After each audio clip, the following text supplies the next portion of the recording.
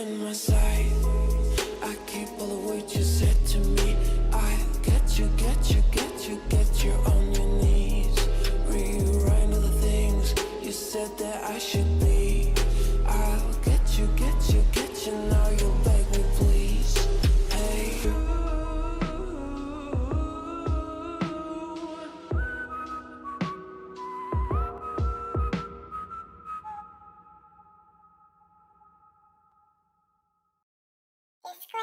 Disclaimer, read all about it.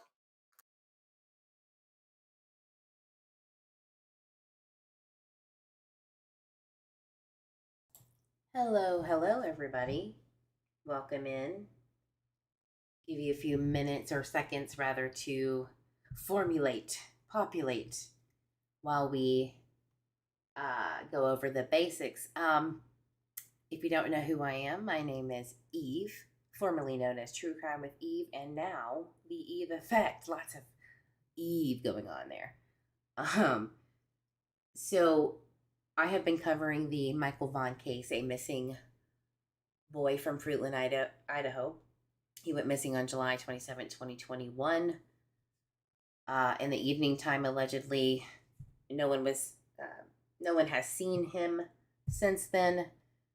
And the ones that say they did see him, we can't prove with any footage whatsoever at all. So we have no idea what happened to him. Jump to now, there is a man named Stacey Wondra who is on trial for his murder and kidnapping and destruction of evidence in relation to Michael. All because in November of 2022, he wanted to get out of jail for his federal gun charge and thought that using Michael's case would be the way to do it.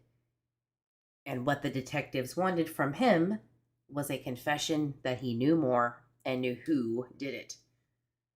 And this channel is unlike almost every channel out there who covers this case. I am pretty much the only one who does not believe the theory nor the state's case that him or any of the other suspects named in November of 2022 is complicit or involved, based on what the state is saying.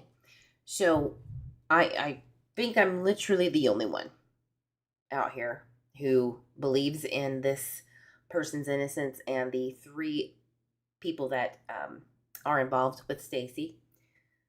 There's no physical evidence at all, no forensic evidence. The canine evidence you will see if you watch my coverage, and just go look for yourself out there, that it is a flawed science, especially when it comes to human remains detection, dogs, and the contamination that can happen that can skew the entirety of live tracking or live trailing, meaning a person who is alive, their scent particles are used as the basis for a canine to trail them or track where they could have been in a vicinity, because scent particles do travel, and they travel far and wide depending on the environment. And if that is correct from the beginning, let's say a scent is not in fact the person that a dog is trailing for, or it's mixed with other family members, friends, you name it, your trailing can't be concrete, even if you allege that it's the only scent item that a person had, but scent mixes everywhere. And in this case, I do believe that that would be the case because of the way that the live trail tracing dog traveled. They kind of traveled in the same way that people, would be searching for a child, maybe, perhaps. Right? So we'll get into that, but what we're doing today is we're going to pick back up on what my last two lives were about. What I did was I covered these pretrial motions that are going to be argued on August 11th through the 13th. And they are bombshell motions that actually make what I believe in this case even stronger than ever. And I really wish people would listen to at least the motion not being skewed by anyone else, just from a perspective that maybe this is all circumstantial in the wrong way, in the absolute wrong way. Everyone deserves a fair trial. False confessions do happen, which is the biggest issue in this case. Stacey Wondra is prone to false confessions. The FBI actually told the detectives this, and they went ahead and did their thing anyway, which is a problem. You would think that the FBI, you would take what they say, specifically the Behavioral Analysis Unit, who deals with the victimology of missing persons, especially children, and people who might be complicit, or they're reviewing who they think might be a suspect. The FBI Behavioral Analysis Unit told detectives that the man on trial that we're talking about today, Stacey Wondra, is prone to false confessions due to being born with mental handicap, fetal alcohol syndrome, which doesn't get better over time, it gets worse, and no matter how you treat it. And that's where we're at. There's not a piece of forensic evidence out there. Canine evidence is also circumstantial if you think about it, because a dog can't tell you, oh, this is Michael for sure. Even if the dog could speak, which would be a miracle, they can't actually know for a fact that the decomp they're smelling is either actual human or actual mammalian tissue, because we're all mammals. We're all animals if you think about it at the end of the day. So the science is not backing up a lot of what the canine experts are saying they can do and their dogs can do. Not that dogs can't find people. They obviously do. But when you get to the point of using that as evidence to convict people, it is, in my opinion, egregious. And we shouldn't be doing that. There has to be something else to back up what the canines are telling their handlers if something's there.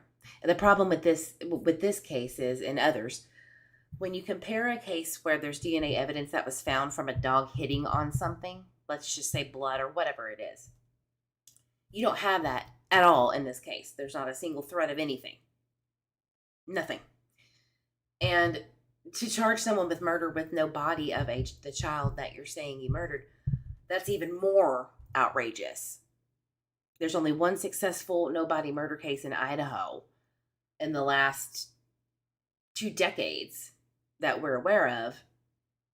So and that was just because a witness saw it happen, and there's no witnesses saying they saw it.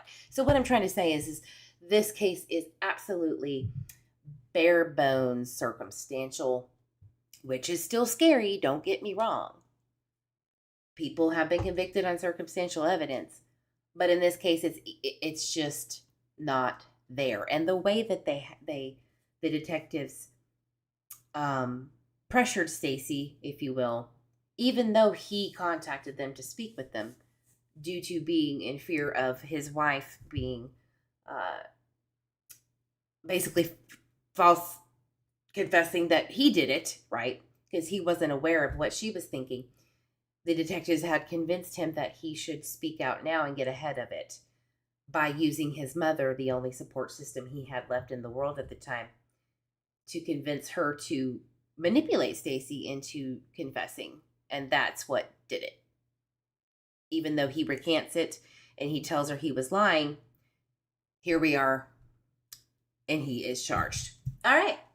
Hopefully that clears up the bare bones basics. And where do we begin? So the last 2 lives, oh man, they were out there, weren't they? If you've been following or watching me for a while, I got really upset and angry at the fact that just mere 12 hours after Stacey had allegedly tried to take his life and was found unresponsive in a jail cell due to doctors taking him off of his long-term psych meds as a person with a mental handicap, the detectives decided it was in their best interest and not Stacey's to go ahead and continue investigating and interviewing him 12 hours, not even 12 hours after that. There's a lot of weirdness around that. It is just, you don't do that. You shouldn't do that. You shouldn't be able to get away with that as a law enforcement officer or officers to interrogate or interview anyone with, first of all, the handicaps that Stacey had, and secondly, what he had just experienced. If you think that that's okay just because you feel that he is maybe more than likely probably involved in that, you are absolutely wrong. And that is the problem that we have in the judicial system and in the jail. People die more and more every day now because of thinking like that. Well, if they wouldn't have just false confessed, maybe he wouldn't have done this and that. And it doesn't matter what you think. You were never in that position. You don't have the authority, right? That's just how I feel. You can get mad at that if you'd like to. Don't really care. The man's life is on the line, where he would spend the rest of his life in prison for something he says he did not do. So, we are going hard in the paint today, back with the energy, but even more so about his motions and what to expect. So the pretrial hearings will be on August 11th through the 13th, and those arguments will be heard regarding the motion to dismiss based on the faulty probable cause. There will be a motion to suppress the canine evidence and the handler testimony evidence of who allegedly hit and didn't hit. So the state, during the preliminary hearings back in March of 2026, left out all of the hits that were not anywhere around Stacey Wondra's home, nor did they hand over or talk about the hits that happened at people close to Michael's home. And we're not just talking, scent dogs, trailing dogs. We're talking about cadaver dogs. Oh, yeah, we'll get into that. You heard me right. Cadaver dogs hit down the way from Michael's home, not very far, mind you. Why would cadaver dogs alert to a home in any way, shape, or form? If people are going to say that if cadaver dogs hit at Stacey's, that's the absolute end-all, be-all, well, you're going to have to give that same energy to the few neighbors. Okay. You're going to have to give the same energy to what I'm about to tell you in regards to these canine hits, quote unquote hits. This is going to be a little confusing if I get into more detail about it. So I'm going to give you kind of a heads up, a very simplified, basic, roundabout explanation. When you listen to this motion, you need to understand something very crucial about canine and trailing dogs. Think of it as trailing dogs or live area tracking dogs. They are tracking live scent. Not necessarily footstep by footstep, although some, they do have that ability. But live area means, where's the scent going? Where is it at? Where did it land? Where did it land the most? Where is the dog smelling it concentrate? Now, like I said before, scent trailing, it cones. The rain could pick it up and wash it down the street. The wind could pick it up and take it a mile down the way. You never know how the scent really got there when it comes to this. You just know that the dog alerted that it did. You have to keep that in mind. You also have to keep in mind that the scent that the dogs have sniffed in their nose could be contaminated. It could be somebody else. It could be a mixture of a family member. So you can't automatically assume that scent is the scent end all be all. You just can't. There's no way to know. Right? So, or maybe how the evidence was handled was improper. Nobody really realized it. You cannot hang your hat on this. It is faulty, like I said. This is the same thing with human remains detection dogs. Okay. There are times where, and they won't admit this, no handler on the stand will ever admit to the fact that a dog will miss or AKA false alert in real life situations, not training, real live deployments. Because there's no way to actually know if you missed something unless you found it later, right? And so if a dog alerts to something and nothing was found, which happened in this case with Stacey Wondra and Sarah Wondra's backyard, okay? Because no remains or no evidence was found that a crime ever happened, let alone to Michael Vaughan. Nothing connects the two. So the handler is not going to admit to this. It would look bad, first of all. It would affect their pocketbooks and their reputation. So a handler's best interest, honestly, is to say that absolutely something happened, but that they can't tell you what it is. But they might believe or could believe. It depends on what the evidence backs up their claims. And there isn't any at all in this case. That's a problem. Huge problem for the prosecution. And so the defense is going to, or has filed a motion to challenge all of that. Because there are standards in Idaho, it's called the Rule 702, that you have to weigh the checks and balances of what evidence is going to be testified to, and if it's scientifically, valid, more probable than not. There's a list of things. And they did an excellent job, okay, the defense, breaking that down in this motion. Bulldog Broyles did an excellent job breaking that down for us. So what I have done is, this is in the motion, but I broke it out into sections. So in the motion, and I'll pull that up here in a second. Let me just go ahead and do that. I might cut out a little bit. Let me know if you can't hear me very well, or I start to crackle a lot where it's you can't hear me. I've been having audio issues, but it's gotten so much better. I promise you that. So, yeah, let's just pull up that motion. Yep, there's a standard. That's right, Frank Baker. And hello, Sunflower Soul. Hello, everyone. I'm sorry I jumped right into it. I couldn't see who was here yet, and I assume no one, which is fine. But the issue is that I didn't know who to say hi to.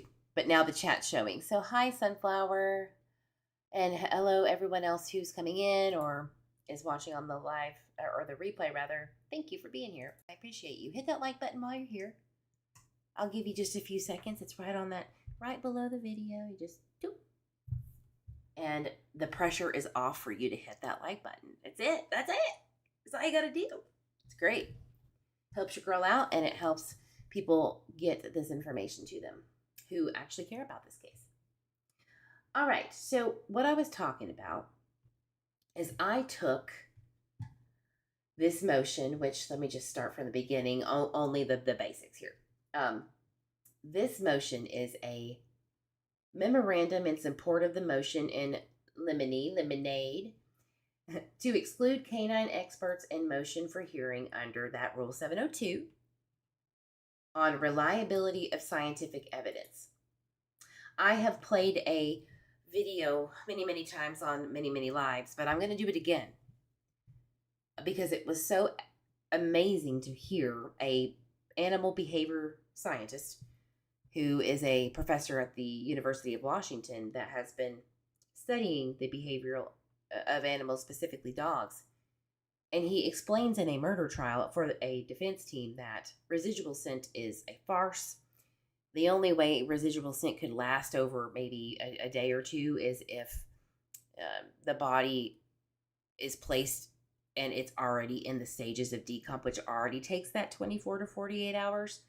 And that would have to be well preserved. It is an excellent guide for people who don't understand this business like me to get it, to really understand that when handlers go on the stand and say, oh, they hit on residual remains. That is a farce.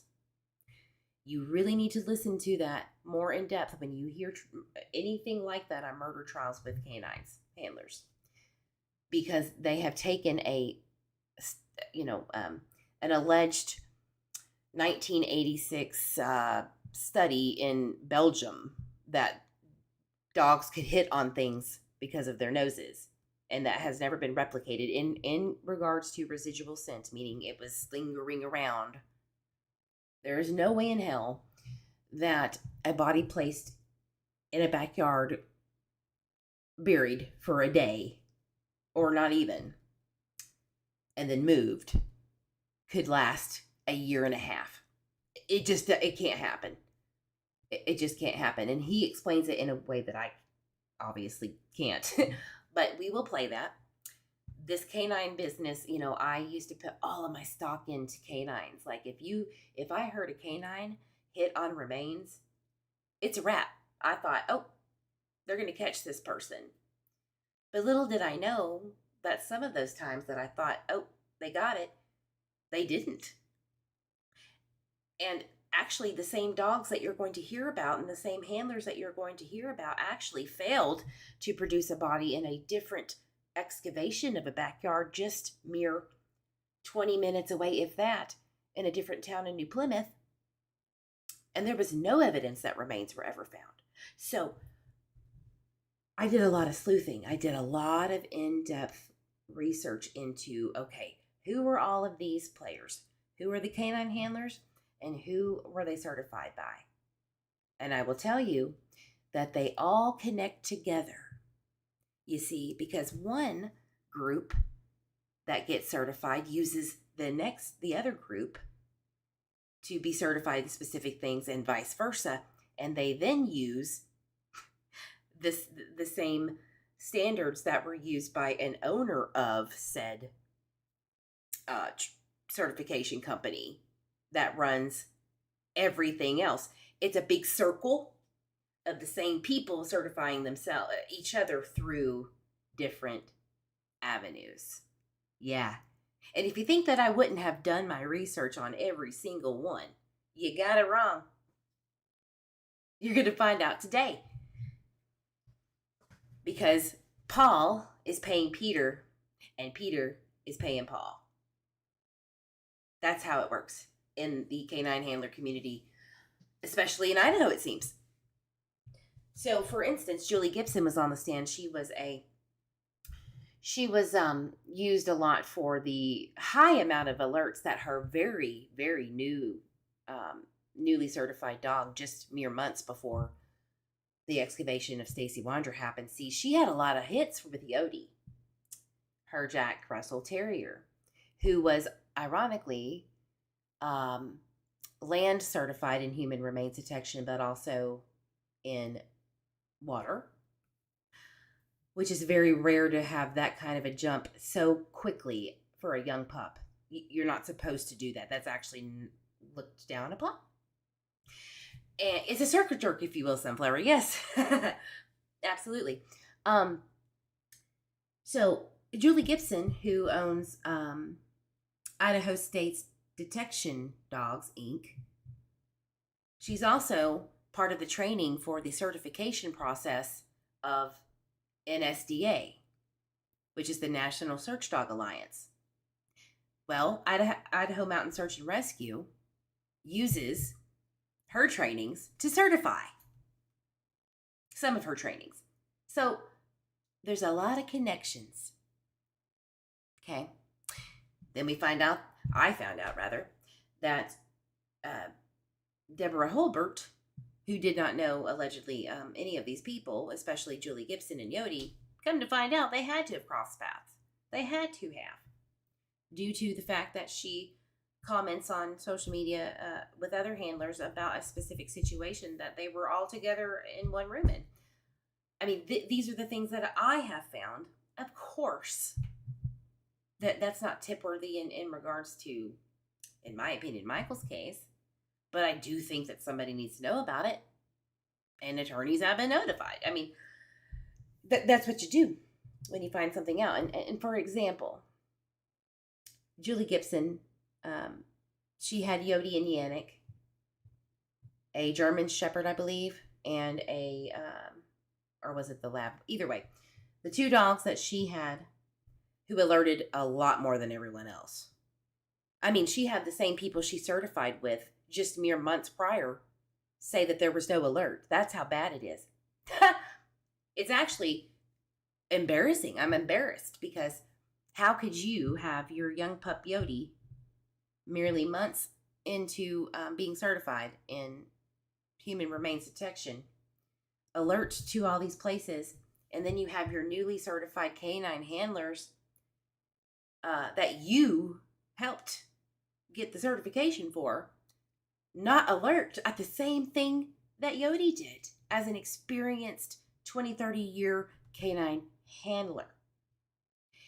So if you think that the defense is just being too hard, or if you think that the defense doesn't have their ducks in a row, I highly suggest you reconsider and listen to what I'm going to tell you, because me, a jerk on the internet, found out very quickly that the scientific validity, based on what I know just for 2 or 3 days of researching, there is a big problem that they might help expose and maybe save other people from getting hemmed up on charges because a canine said that they alerted through a canine handler who could be persuaded, if having knowledge of a case for perhaps that they really want to be solved, they could cue their dog to actually alert to something that never happened. Because we all know, if you're a dog lover like myself, they feed off of our energy. They absolutely do.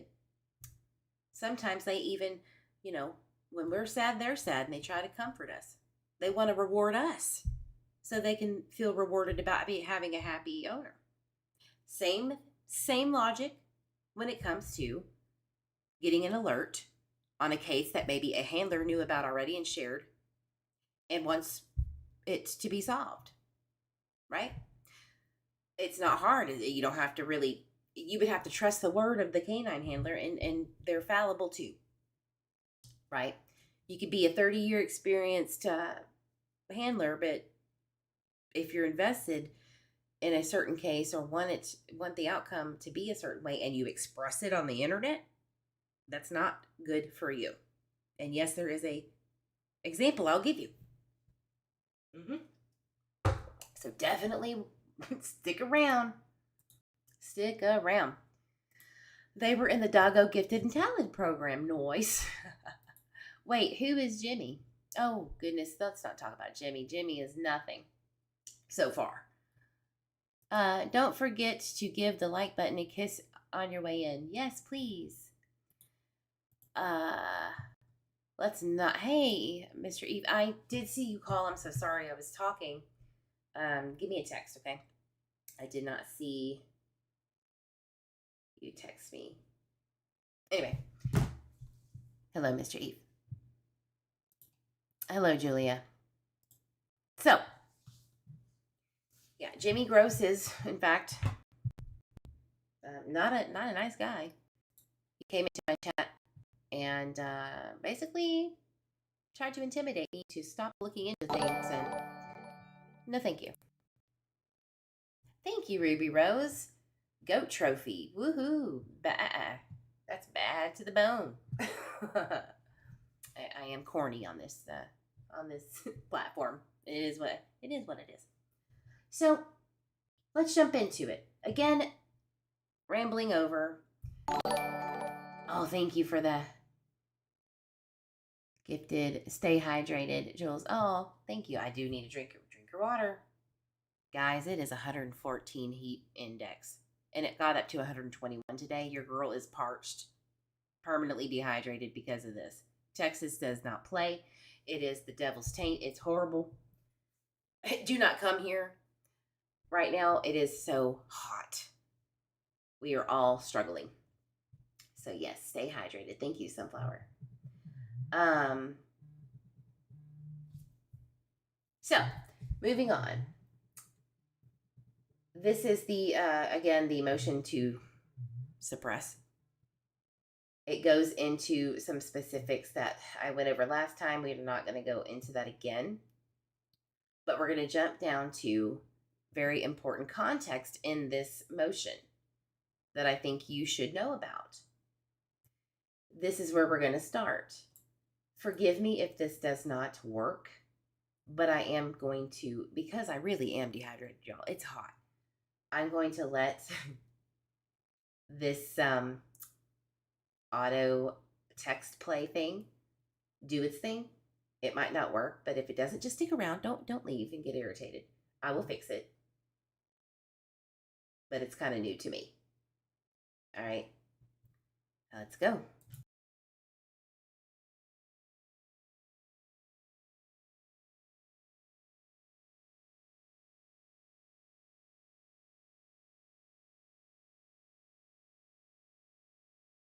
Michael was missing. From July 27th until present day, Fruitland Police Department, along with the FBI, and countless other law enforcement agencies have devoted a magnitude of efforts to find Michael Vaughan. To this date, Michael has not been found. See affidavit, filed on June 25, 2025, in CR 35-25-12. As part of the efforts to find Michael, Fruitland Police Department tapped into the live scent tracking K9 and human remains detection K9 networks to try to find some lead as to where Michael was located. Exhibit D. Starting on July 28, 2021, Fruitland Police Department employed K9s from Idaho Fish and Game, Idaho Mountain Rescue, Mercer County, California K9 Banshee and Handler WIT, Mountain States Detection Dogs Inc., a company ran by Julie Gibson and her two K9 partners Yodi and Yannick, and National Center for Missing and Exploited Children, NCMEC K9S, Exhibit D. As late as February 14, 2025, Fruitland Police Department employed Fide Canham Cold Case for their K9 resources. Exhibit D. Notably, from all the K9 searches performed, at the preliminary hearing, the Stace focused on 3 K9 teams that includes 1 K9 and 1 handler. Exhibit F. These teams were Handler Witt and K9 Banshee, Handler Gibson and K9 Yodi, and Handler Hurlburt with K9 Bannock. Exhibit F. However, between July 2021 to February 2025, there were the following K9 searches, both tracking and cadaver capabilities. Exhibit D and H. July 28, 2021 K. Notably, from all the K9 searches performed. Okay, sorry, I'm trying to get used to the controls. Okay. The Fide Canham Cold Case for their K9 resources was used as late as February 14, 2025, and I think that might not be true. I don't know, but I think it might be. It could be. Maybe April of 2025. And if the defense does not have that information, I'll tell you what I mean by this. Let me pull up a folder here. Fide Canham Cold Case is ran by or owned by Florence Dickens, who has been she's been around. She's been doing this for quite some time. And I have it listed here of who all participated in searches for Michael Vaughan. Okay. So let's go look for Miss Dickens. I think she was in pretty early. It was either really early or really late.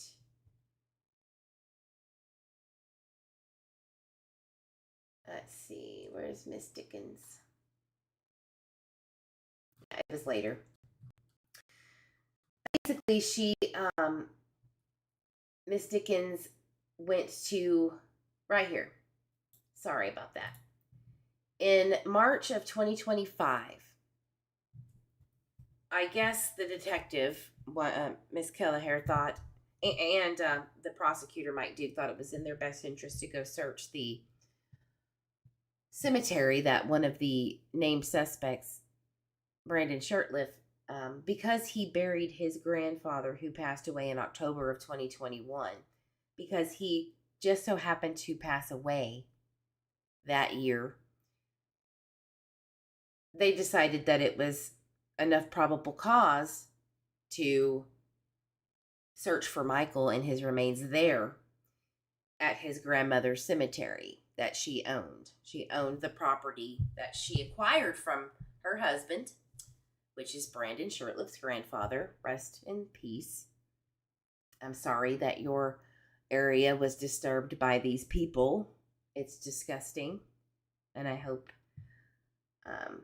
that it didn't do too much emotional harm to his grandmother. I couldn't imagine somebody doing that to me. I just couldn't. And I'm pretty sure J.D. Huff felt really bad about it. That's just what I was told anyway. He felt horrible. That's what happens when you're not on top of your team.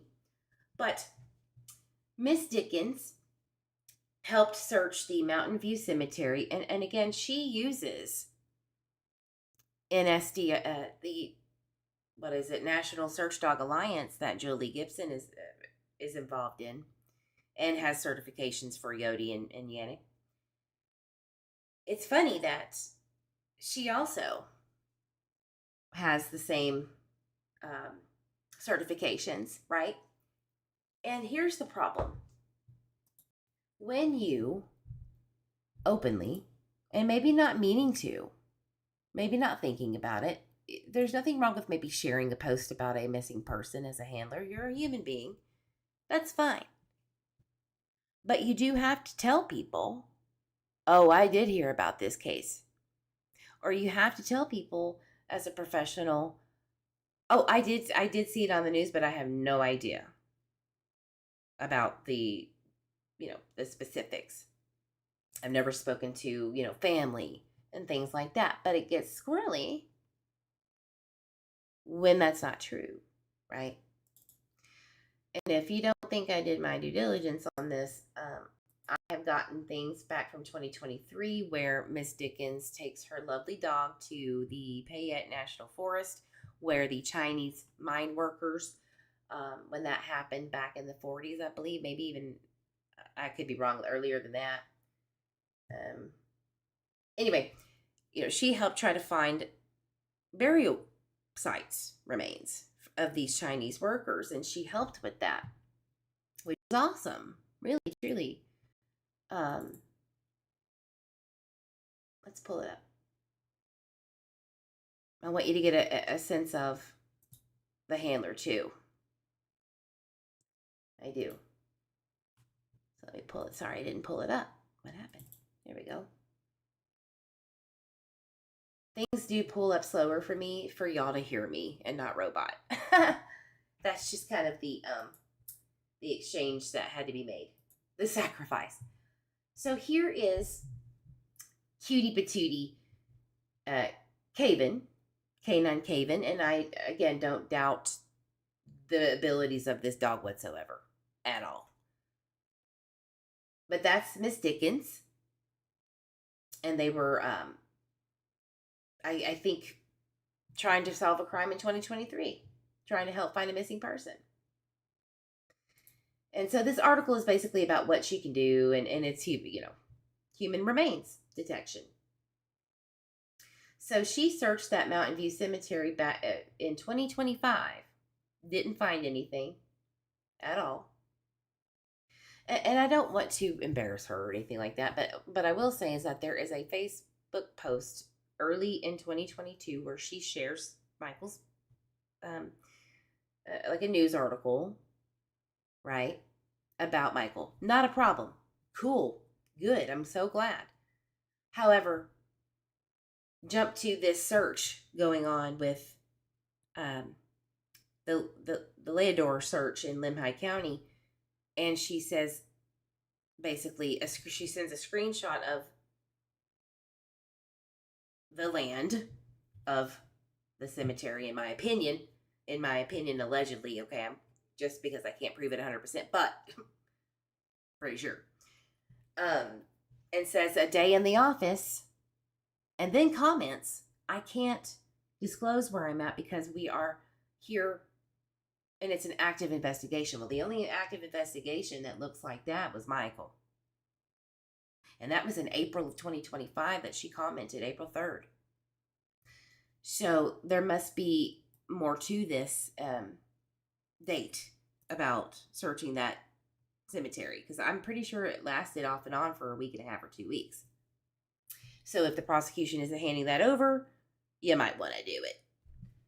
But she commented, Miss Dickens commented that she can't tell you where she's at, but it was very clear to me where she was at because I knew what it looked like from sleuthing it so much that I was like, oh, damn, that's a cemetery. And, let's not do that. Let's not do that. And again, no disrespect to her.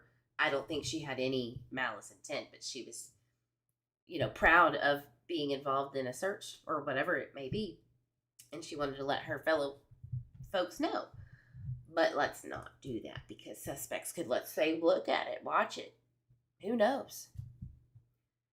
So yeah, that's what happened. And this canine Yodi and Yannick, this is the most important part. Yodi and Yannick were there too. And there were no hits.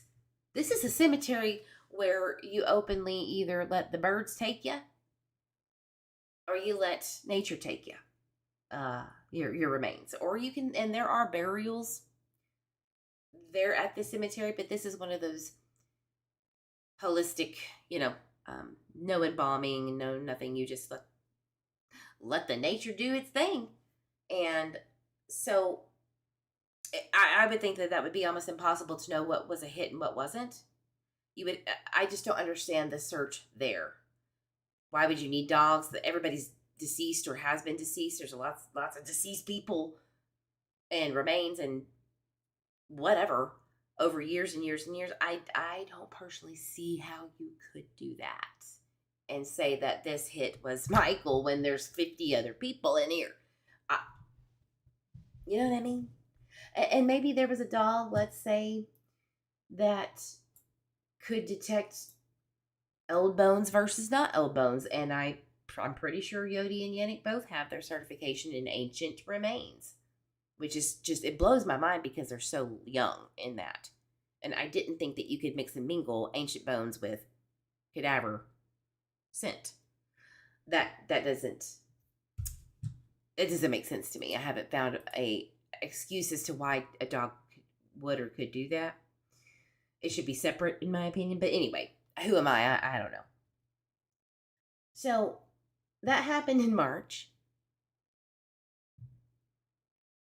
Let's go back up, and I really just wanted to make a point with Miss Dickens that it's very easy to know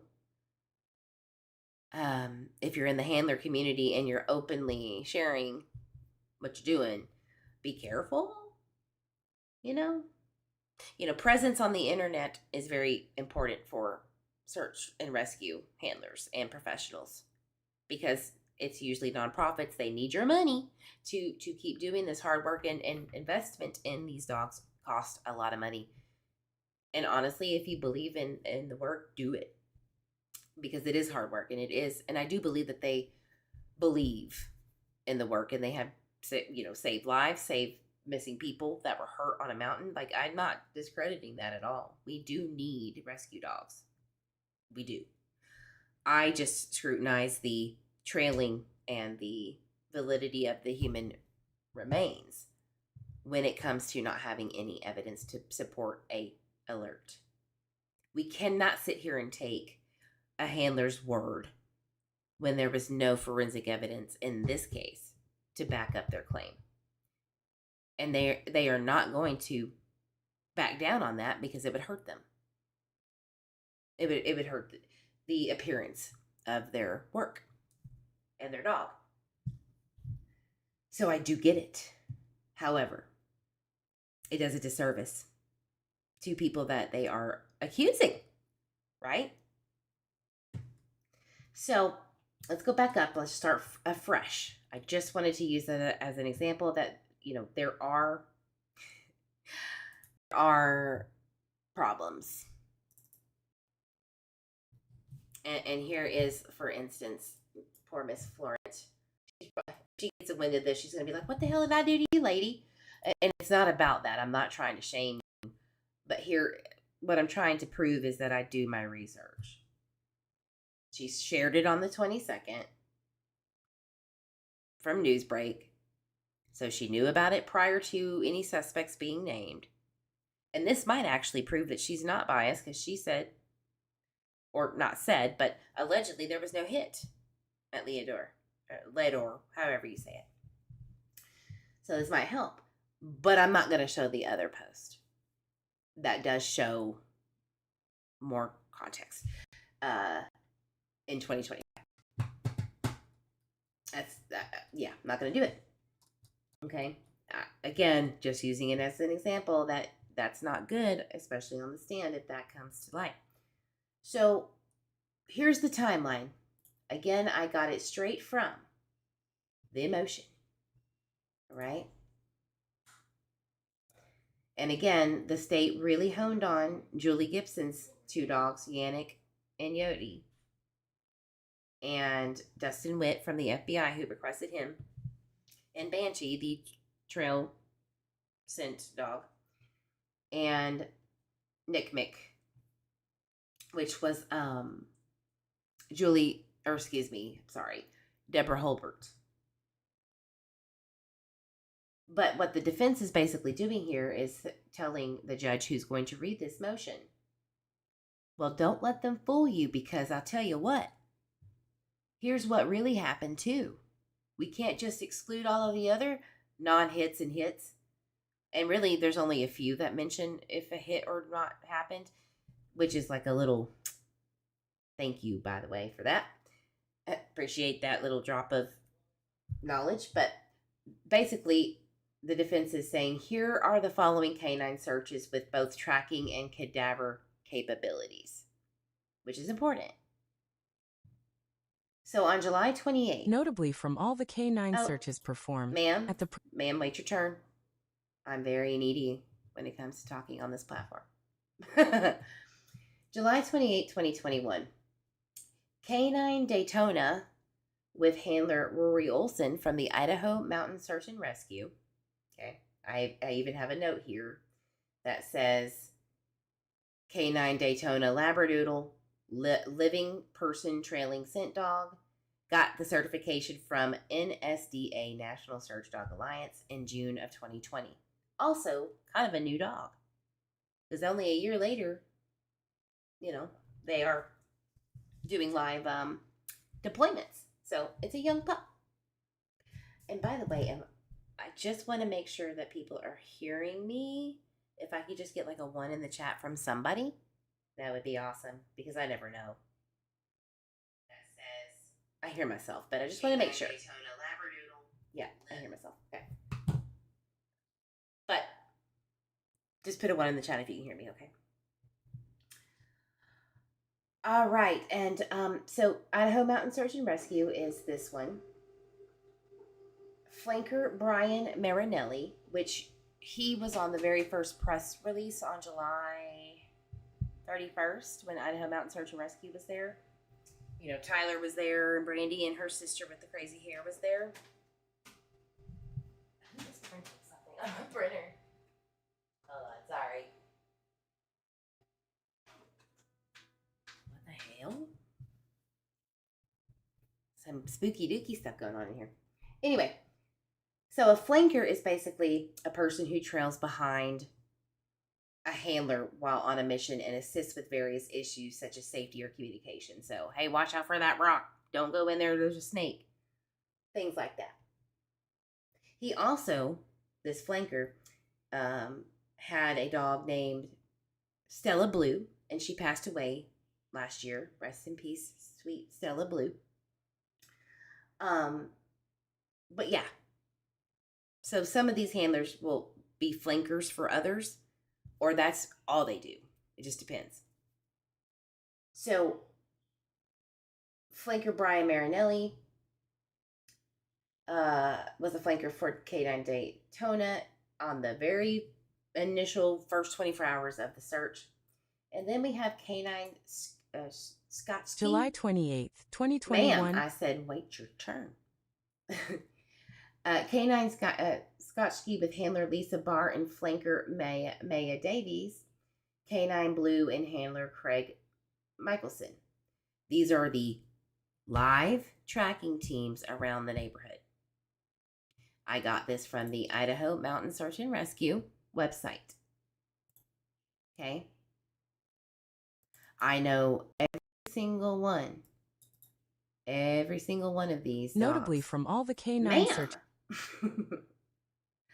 would you please? I'm going to take this off. Every single one. I know when they got recertified. Cutie Patootie Brewster. I know who was involved in that. I know when they originally got certified. Every single one. Okay?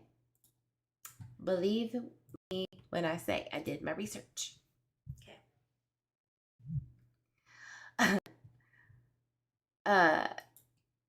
So going back to the motion, the very first few days are crucial, right? Like the very first week.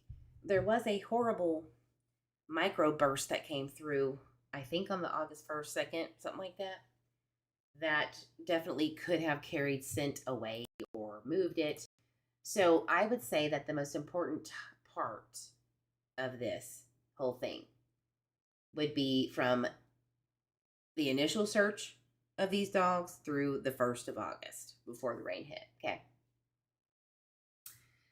So you got them all knowing each other from Idaho Mountain Search and Rescue. Canine Blue, handler Craig Michelson. Let me get my spreadsheet up. I believe he is also from Idaho Mountain Search and Rescue. Yeah, he is. So they were, tracking the neighborhood. We don't know where and we don't know all of the details, but that's going to have to come out, right? And all of their reports. Then we move on to July 29th, 2021. And we have a lot of the same Idaho Mountain Search and Rescue and also people that worked in NSDA or had just recently got their certifications from NSDA. Again, which Julie Gibson's a part of. So they also tracked live scent, trailing scent. The same teams from this day on July 29th focused on cadaver searches in the neighborhood. Huh? Well, who was it? You can't have a cadaver dog or a human remains detection dog and a live scent tracking dog. I do believe actually that Canine Blue, Craig Michelson, is from the Idaho Fish and Gaming or whatever it's called. They are not human remain detection dogs. They're not really even tracking dogs for humans, but they can. It just depends, I guess. But this is more of an animal tracking dog. Canine Blue, from my understanding, is specifically for, or is it Rory? It's one of them. One of these folks that only deal with animals. And I think explosive and poacher related incidents, like poacher stuff. Like if somebody was poaching whatever animal over there, I don't know, wild geese, whoever, whatever. That's how they would catch the perps, by trailing the dead animal. Okay. So obviously that's kind of weird using a animal tracker for Michael. Okay. Whatever. So that really confuses me and I don't understand that.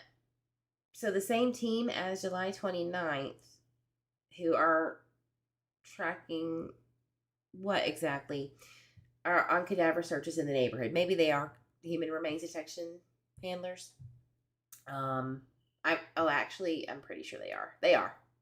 I retract that statement. But these new flankers are like, literally, they just had their dogs certified, like 2 months or a month prior, or maybe even not a day, which is odd. That's kind of weird. We'll see how that works. Is somebody calling me? Okay. The next day, same team, cadaver dogs. Search continues. Were there any hits? I wonder. I think that they're going to hold that to the vest right now. But you will see here in a minute what happens. August 1st, that rainstorm comes in and like blows a tree over and everything. It's insane.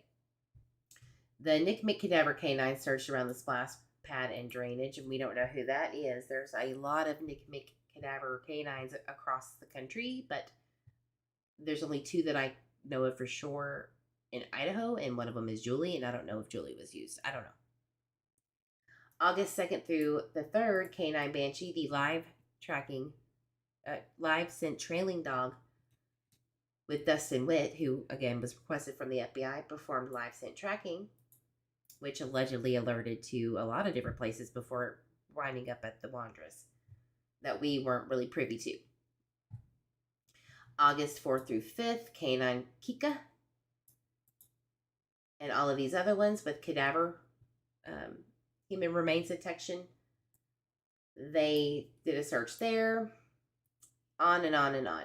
Now, the really interesting part is the bluffs, because Dustin Witt, again, Banshee, who is no longer with us, she is a excellent Quantico certified, bona fide badass scent trailing dog, which they had used allegedly a pillow of Michael's that was actually the mom's, that Brandy Mills, that she also slept on, and a shoe of Michael's that could have been contaminated by other people in the house or even touching it.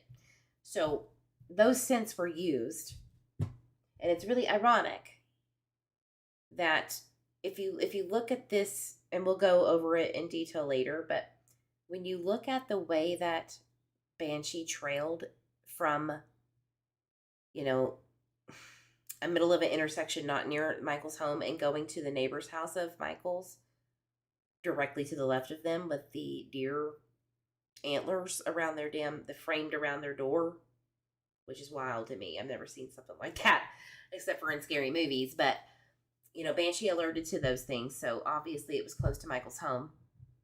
And again, it's live tracking. And then it goes, over to the Bluffs area, which Tyler Vaughan admitted to going. And so did Brandy Vaughan. Admitted to going over there to search. Went under the bridge, blah, blah, blah, blah, blah. It's giving the fact that this dog might have tracked either Michael or Michael and Tyler. Michael and Tyler and Brady, or just Tyler. We don't know, because of that possible contamination of scent that the defense believes happened. And I do too. And the reason why is because even professionals admit that a pillow is the worst thing to use. Even shoes can be a problem if they're mingled in with other people's shoes, like if they're in all piled up in the front door. Does that make sense? So, I'm thinking that it might have tracked the family and not Michael when it comes to the live scent. But this isn't where the bombshell is. August 11th, 2021, we have all of these handlers, I do believe to be cadaver. It starts to get very heavily into cadaver. A lot. Brewster for sure is definitely a cadaver dog, and I know that because handler Christy Kelly, who is close to Julie Gibson, who works together with NSDA to get certified, that's how I know. And they work together in a way later deployment on this case in the Fruitland impound lot, which is such a bad idea. But anyway, again on August 17th, which that's a crucial time, because remember August 15th, 2021, there was a certified cadaver human remains dog that did not detect on any human remains in the backyard of the Wondras house. How did that work out, guys? That's like the biggest thing that you all need to hear. And I don't know why the news is ignoring this crucial stuff. I guess it's not juicy enough. It's just more easy to not buck the system with the narrative and not take the time to really do your investigative journalism, right? Except for Idaho News 6. Shout out to you guys. But not KTVB. But like, come on. 2021, November 15th, they ran a cadaver dog in their house or in the backyard and nothing hit. But all of a sudden in 2022, you dig down deep, how many feet? 4.5 feet, and then maybe get a alert that even the handlers are like, not really sure about, and then they blame it on residual scent. Nope, not buying it. Move along. That's not valid. Do a blind test study. They can't. There's no validity scientifically that what Julie Gibson and Julie Holbert said is true. Because now you're going to have to question the 2021 November 15th situation with a very certified dog. How you gonna do that? Don't know. Now, this August 17th, like I said, was very interesting. Search 3200 North Oregon. Well, where's that? Treasy area above it. In between the Snake River and basically where the Wanderer's home is, there is a little area where the water treatment facility plant that is a aerated lagoon treatment plant that literally sprays chemicals onto the water, which then the water chemicals or the water sprays into the air. And this is all decomp and nasty shit in this water ponds, these tanks. It's pulling the water from the Snake River, which is riddled with carcasses from, the meat packing plants and decomposing plant life and whatever else died in that damn river. That's what that's pulling from and spraying into the fucking air. Excuse my language. And now we found out that that whole treatment facility plant has had so much issues and so much volatile organic compounds being found in leaked waste of groundwater. What if that's what the dogs hit on? Because of the 10 years of failing to maintain that thing, which is just a mere half a mile away from the Wanderers.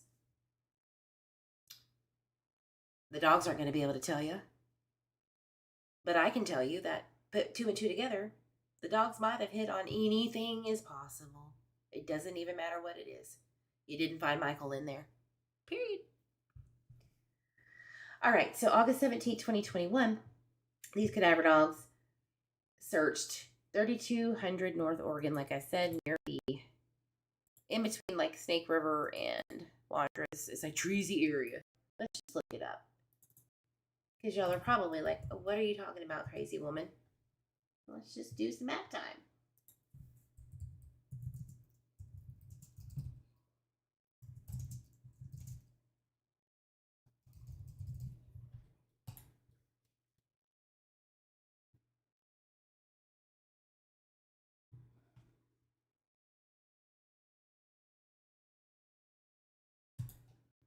Just look at the road real quick.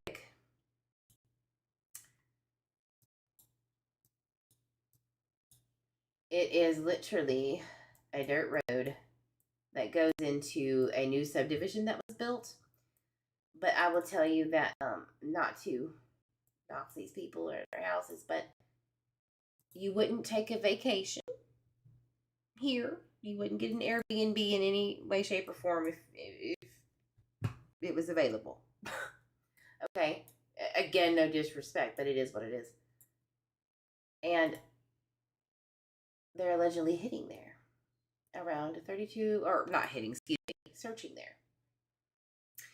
Now, you don't have to be one that invests all of their time in sleuthing or researching why the FBI or local police do what they do in missing persons cases, but I can inference to you that I assume they're searching here specifically or there or wherever because the metadata of a phone or what have you has shown up. Okay. So how interesting. Huh. That's right next to the river.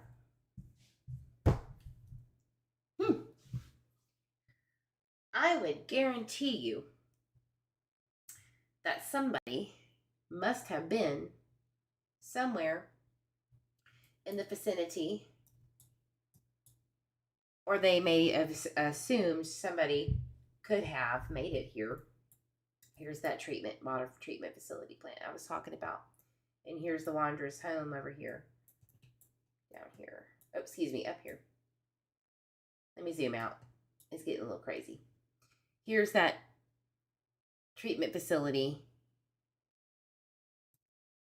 And here is Stacey and Sarah Wondra's house. I'd say 3/4 of a mile. And that shit's just blowing all in here. All that nasty wastewater getting pulled from the Snake River, which they had to replace one of the suction thingies. You could even see it in the freaking river because it got too nasty, got too clogged up. Okay? So, they were over here. Very interesting. I wonder what specifically made them go there on that date. November 15th through the 16th. He's a runner. He's a track star. Right? On November 15th and 16th, we have all of these dogs searching the Wondra house and other locations. No alerts in the backyard. They ran them through the neighborhood. I've already played that whole spiel with J.D. Huff on November 18th, saying we just recently did a sweep with the dogs. And he also mentioned up near Nevada and 1st Street, which is here. Nevada is here. 1st Street is here. So they were searching in the Treasy area. Right here, where you could easily get from this neighborhood and into the river, which if they don't have those pings of somebody being around there and they were just searching out of just pure, I don't know, curiosity, that would be a hell of a coincidence, I tell you that. I will assume the FBI had some data very quickly, because they can do that, that pointed him to that direction. So if there's no evidence of any of the Wondra household or members, suspects, if you will, going towards that way, but you have other people going that way, you have some explaining to do. Thank you, Frank Baker. Gifted thumbs up times 10 jewels. Thank you so much. Yo, yeah, Miss Rebecca, the water had leakage problems, contamination problems, but it also seeped into the groundwater, which is where the sprinklers in this subdivision over here spray all over the lawn. So it's all the same. And the wells weren't even taken care of properly. But that's another day. It's boring, but it's true. You can go look for yourself how many warnings that the Fruitland Police, or not the Fruitland Police, excuse me, the city of Fruitland has had on this water problem. Arsenic. Y'all were drinking arsenic water. I'm just going to tell you. There's a high amount, traces of arsenic if you were in the Fruitland area. Might want to check your health. If you're feeling bad, get a filter for your water.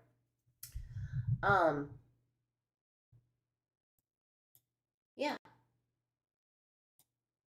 So whomever was going up to the river, if you're going to say that it was one of the 4 suspects, but they left the residence at 7, right? But they just got home at 6 something. That's not a lot of time to do a lot of things and get away with it. You'd have to have them on camera somewhere. And I damn sure know Agile Holmes would have caught that. Because the owner admitted that she saw the camera footage from 5 onwards and didn't see a damn soul. Until the searchers came. The searchers came. So, who was that? Who was dead going that way? Why were cadaver dogs being used? I thought Michael was alive when he came to the Wondras or whatever. Why are they using cadaver dogs? It's a very interesting situation. Maybe they knew other things. June 27, 2022. Canine Brewster. Definitely human remains detection certified. I already showed you that picture, didn't I? If I didn't, yeah, I did. Land human remains detection. Live find with large source cadaver. Cutie patootie is. I don't know what came of the June 27th or where it came from. October 5th, 2022, canine search at the 1100 Red Wing House, which was the Starkeys. You get the drift. April 2023, Yodi and it's just Yodi and Julie Gibson search the Starkeys, the RSO. I wonder if they hit on anything. Canine goes and hits, alerted to a drainage ditch in Ada County? A drainage ditch, huh? This must be the drainage ditch where Sarah, and them parked that night close by so she could go to the potty because the strap broke on the truck when they were towing the car back from Kiona. Guilty. I wonder how many dead things ended up in that drainage ditch. Those drainage ditches collect the most absolute foulest shit you can imagine. Dead animals are found in these drainage ditches all the time. That's why they have to clean them out. That's why they pay people from the city to do that. If you've ever seen how they do these clogged drainage ditches, it's kind of amazing, like the little pipe that goes underneath. I didn't know how to, we don't have that issue right here where I'm at, but it's amazing what they'll do to put like a chain through one way and then pull it out from the other, and the nasty, the things that come out of that thing. There was a cat once I saw in a video. I was like, nope, that's it for me. I'm done sleuthing this shit. No, thank you. So that's why they search the drainage ditches for missing Michael Vaughan. Did they find Michael in there? Did they find any remnants of Michael in there? I don't think so. But allegedly alerted to the drainage ditch. So what does that mean? How are you going to prove that's Michael? Because that's what they're trying to do, is prove that wherever the Wondras and Brandon Shirtlift went that night to allegedly get rid of Michael. If it alerts, then that must mean his death or cadaver scent is there. That's what they're alluding to. And that ain't fair. It could be anything. March 9th, 2024. These two canines search in Nampa with Miss Dickens. Miss Dickens. Don't know. I don't know. Did they come up with something? Let's see. Let me go to the in-depth shit. Because we did skip the bombshells. I'm waiting for the last. Because if you waited around to hear it, it would be well worth it. But I just want to make sure. Oh, yeah. Birding Island in New Plymouth. If you know about Birding Island, it is a very difficult... November 25th, 2020. Ma'am. No, not yet. I know I'm taking up a lot of your time. But I'm not ready. So, Birding Island is... I think there's like a sanctuary out there. It's like a bird of island prey is very close, or that's what it is. It's really hard to walk through. It's not really worth the ticks and the amount of mosquitoes to walk through the little trail they have there. But I guess if you're going to want to hide a body, it might be a place that you would want to go to. I'm shocked that they didn't go earlier because Birding Island was such a hot topic thing that I exposed on my channel about a person acting very strange, making videos and commenting about Birding Island. So I guess they can't catch all of them, all of the tips. But that was 3 years after he went missing. Things die out there all the time. I don't know. I just don't get this. I don't know what they're trying to do here. Let's see.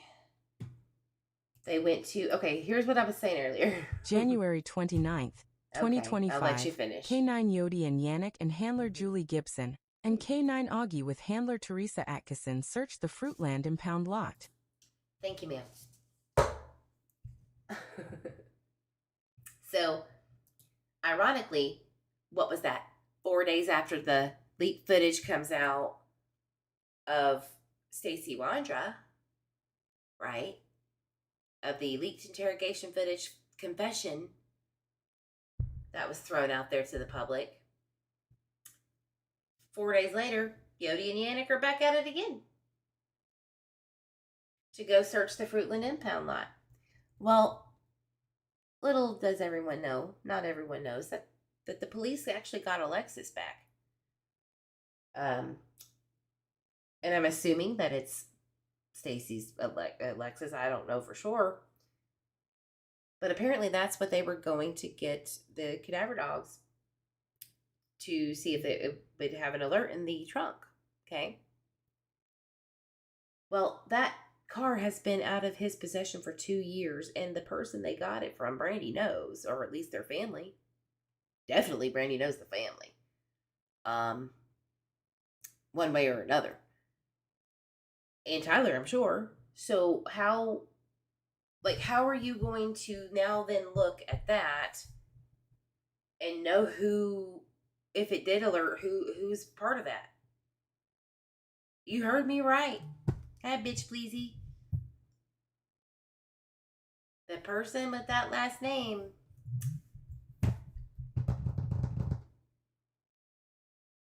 has a car dealership. That family is very close. Very close. So what I'm trying to say is which way to know, me knowing that information, how are we going to trust that whatever was in the trunk of this Lexus, if it is Stacey's? Well, how did these people get it? First of all, how the hell did they get it? Was it theirs to repossess? Maybe it's because they own a car lot, or they work for them. And it's not just like a little mom and pop. It's a big one. The main one. And over there, like, what do you do with that? How did this car get from, what was it, Nissa or Emmett? I think it was Nissa, to here. Why did it sit with these people for that many years? And who was hiding it? The Lexus. Why did it take that long to get the Lexus back from these people that got a $6,000 check for this car? Huh. And how the hell, of all the people in the world, happen to know the family? That's very interesting. Coincidences are a thing, but, I don't believe them. So that's very interesting. Wait, Frank says, why are we waiting until 2025 to search an impound? Because that's when they got the Lexus back. And allegedly alerted to the trunk. But that's not the vehicle that they used when the alleged kidnapping happened. That was the GMC truck, right? And the blue Corolla. That's the only other mention of a car maybe being used when Stacey went to allegedly sell Michael in Ontario, which there's no proof that they actually went there. Per the defense, there's no metadata to support that, per their words in the motion. So, are you telling me that if there was a hit on the Lexus, it was either Michael earlier in the day? Perhaps. Or later on when these people had it? Because it couldn't have happened during the time that they said. Couldn't have happened. Michael was safe and sound at 5 o'clock when Stacey Wondra comes back home with the Lexus. That Lexus wasn't touched until the next day. If that. The transport of Michael would have had live scent or cadaver scent in the back. It didn't. They didn't hit on it. And they didn't hit on the Corolla. So who's in this gosh darn Lexus? Who's driving the Lexus if it was that? Was it Dorothy Starkey? Did she use well, I don't know, because she had a Grand Am. I don't know why she would be driving that. She came out of the neighborhood at 6:25 and came back in at 7:25. Was that the Lexus or a Grand Am? I don't know. Or Grand Prix. What the fuck ever. Grand Prix. Did they get the vehicles swapped on the camera? Did it look like I don't know, dude. I'm just coming up with things because what the state's saying happened couldn't have been. Their theory couldn't have been a thing. Because that's not what they're saying actually happened. They are calling bullshit on their own theory of the case. So, what was that alert on the Lexus? And who did what to whom for that alert to be alerting? I want to know. That's who I want to know. And furthermore, you're not supposed to really take a freaking dog into an impound lot that has multiple other cars that could have had DNA, blood, somebody getting shot in the, by a drive-by. Like, you're not proper. Bay War, Tennessee. Has anyone from Stacey's defense team got in touch with you? No. Nope. I would rather just talk about it, and if something comes to fruition and they see it or get sent it, cool. That's just where I'm at. March 24th, Yeah. Hold on. So, where was the canine handlers and their dogs searching the vehicles of Stacey and Sarah Wondra in November of 2021? Did they do that then while they had the vehicle still there? I would be running dogs through everybody's shit if they allowed me to as a detective. And note that. Are there missing reports? Did they search around or in the vehicles then? Why wouldn't they? If you think that they're suspicious in November of 2021, right? You would want them to search the vehiculars or find them. Why hasn't that happened? There's missing holes. First of all, in the detectives if they were so suspicious in November of 2021 when Miss Kelleher is looking at the footage going, oh my God, a heavyset man parks up the splash pad for less than a minute, tests and jiggles the door handle, and then walks around and leaves, doesn't peek at kids, doesn't wave at a child or, whatever. Doesn't hide in some bushes like that's the one. No, he literally goes around to his passenger's door. It doesn't open because it's locked because those damn 2000s cars are bad about that. Lock it on you. And came around and went, my chew is not worth this freaking heat, humidity, or my blood pressure. I'm out. That, you would think, if it was so important to them, that they would have those vehiculars checked while they were on the sus list, while they were rummaging around the neighborhood in November, where they did not alert to the backyard of the Wondras. What else do you honestly need with the canine business in your mind of there's something weird here? This doesn't make sense, and none of this should come into evidence because it's all it's competing with each other, these professionals, and it's honestly better for the handlers just for this to not happen because all of y'all are going to look like fools. And I don't want y'all's business hurt. Like, I'm sure Stacey doesn't really give a shit, but because it's him that's on the line. But personally, I think it's kind of embarrassing that all of this proof of conflicting handler and lack of evidence, it's just not good, especially when y'all are all mingled into each other's shit and certifications and stuff. That would just be me. March 25th, 2025. K9 Yodi and Yannick and handler Julie Gibson, K9 Ember and handler Jess Olson, and K9 Caven with handler Florence Dickens search Mountain View Cemetery in Leadore, Idaho. Thank you for that. So, another big thing about this canine business is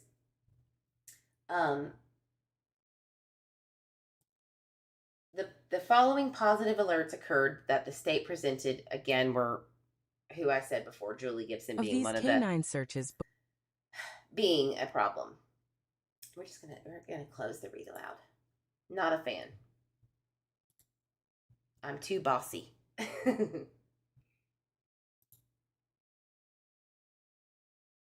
But all of these conflicting alerts doesn't make sense. And I'll show you an example. Okay. Let me scroll up. I got ahead of myself earlier.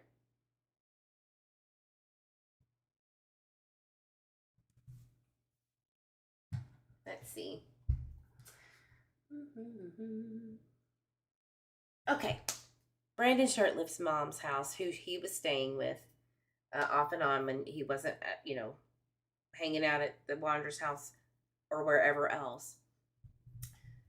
That allegedly Michael went to his house and they put him in the spare bedroom, which nothing came of that. Obviously, no evidence. In November 14th of 2022, 2 days after the start of the excavation of the Wanderer's home backyard, Brewster, who was friends with Julie,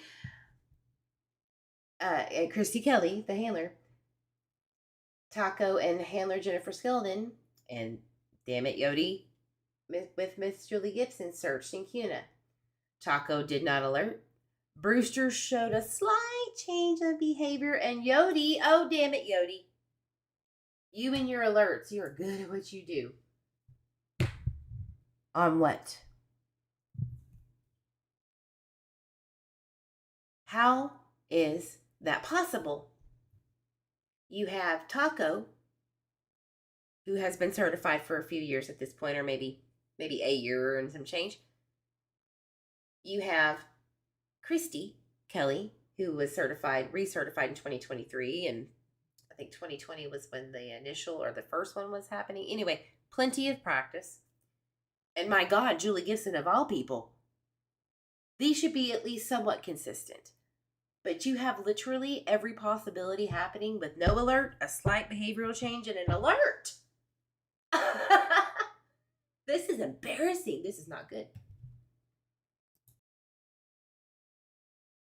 Whoops. Was it a bad day? Was there a handler that really wanted this case solved? Tired of going here, there, and everywhere? We can't tell you that. They have to, but are they going to tell the truth? There's a lot of self-interest here that you could never really know, which basically what I'm saying is there's a lot of doubt when or if the defense explains it way better than I can about the issues I'm obviously seeing and that you're seeing.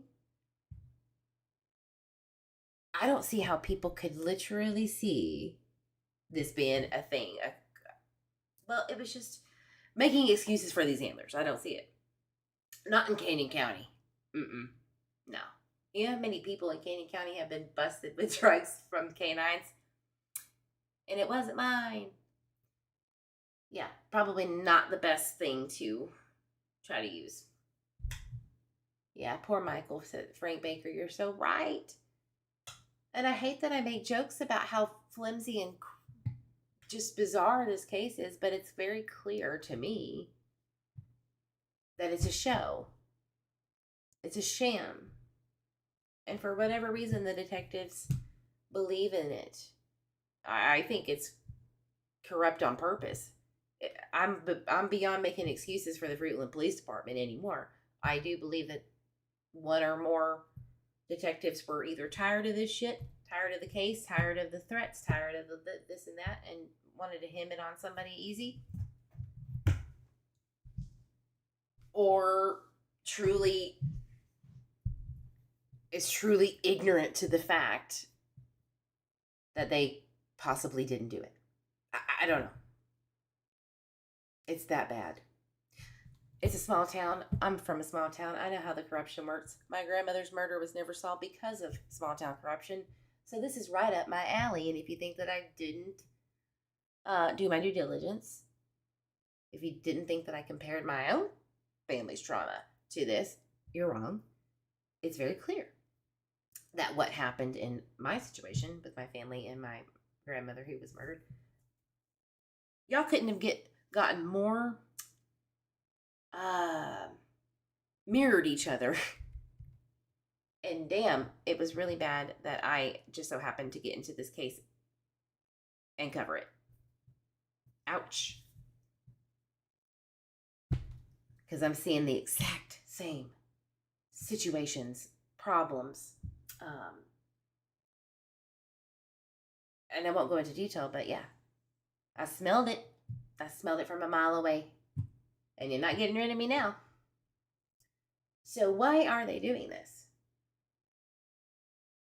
It almost seems like Mike Duke and the Fruitland Police Department and whoever else saw this circumstantial bullshit and built on it for years. That's like intentional. That's intentional. And I hope that the defense can prove how intentional it was, because that would be reasonable doubt to a jury in Canyon, in my opinion. Because there is nothing more inciting, and I don't mean exciting, inciting to a Canyon County group of people than corruption in the law enforcement, because it happens in Canyon County too. Happens in a lot of counties in Idaho. But Canyon County is the one. I would even say it's just as bad, or if not worse, than Ada, or maybe even Washington. I don't know. Good luck. Good luck trying to convince these people that this is legitimate. I'm sorry, I don't see it. And the more and more I'm finding out about the shit that happened in Fruitland and in Payette County over the last 10, 15 years with ex-sheriffs, with ex-deputy sheriffs, with people that were in power, it's bad. Go look at the Brady list. That's all I can tell you. Go look at the Brady list for Payette. Go look at the Brady list for Fruitland from 2016 onward. Not good. Bad, actually. And they're all sexual related, or most of them.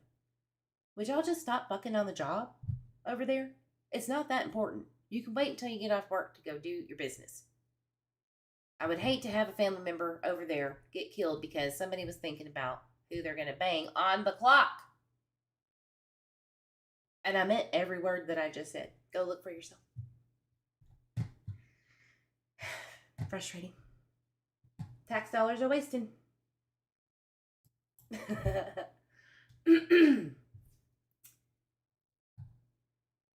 All right. Bombshell before we get off of here. And I think that everybody needs to take this information and not do anything wicked or malice, or don't take this information as the people that live at this residence is involved. It just means that that's where an alert happened. That's it. And if you take it that far, it's on you. But what I have kind of figured out is that the path that Dustin went with the live tracking or trailing, and these cadaver dogs hitting at neighbors' houses by Michael, and what we don't know, which is missing, it's very clear to me that it had to have been somebody very close, or in proximity of Michael's home. Period. If not in it. I said what I said. All right. So again, you have live scent tracking hitting on the deer antlers, but Dustin Witt wants to placate that it was Banshee just being a little goofy at that moment. She needed to get back on trail. Well, obviously, if she's worried about some deer antlers, it's because the scent probably collected there, okay? So don't give me that.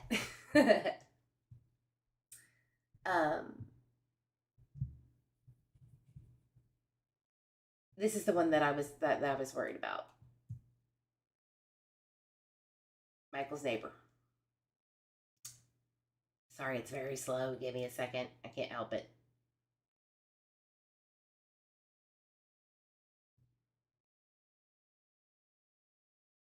Oh, wait. I gotta go back down. Sorry. Okay.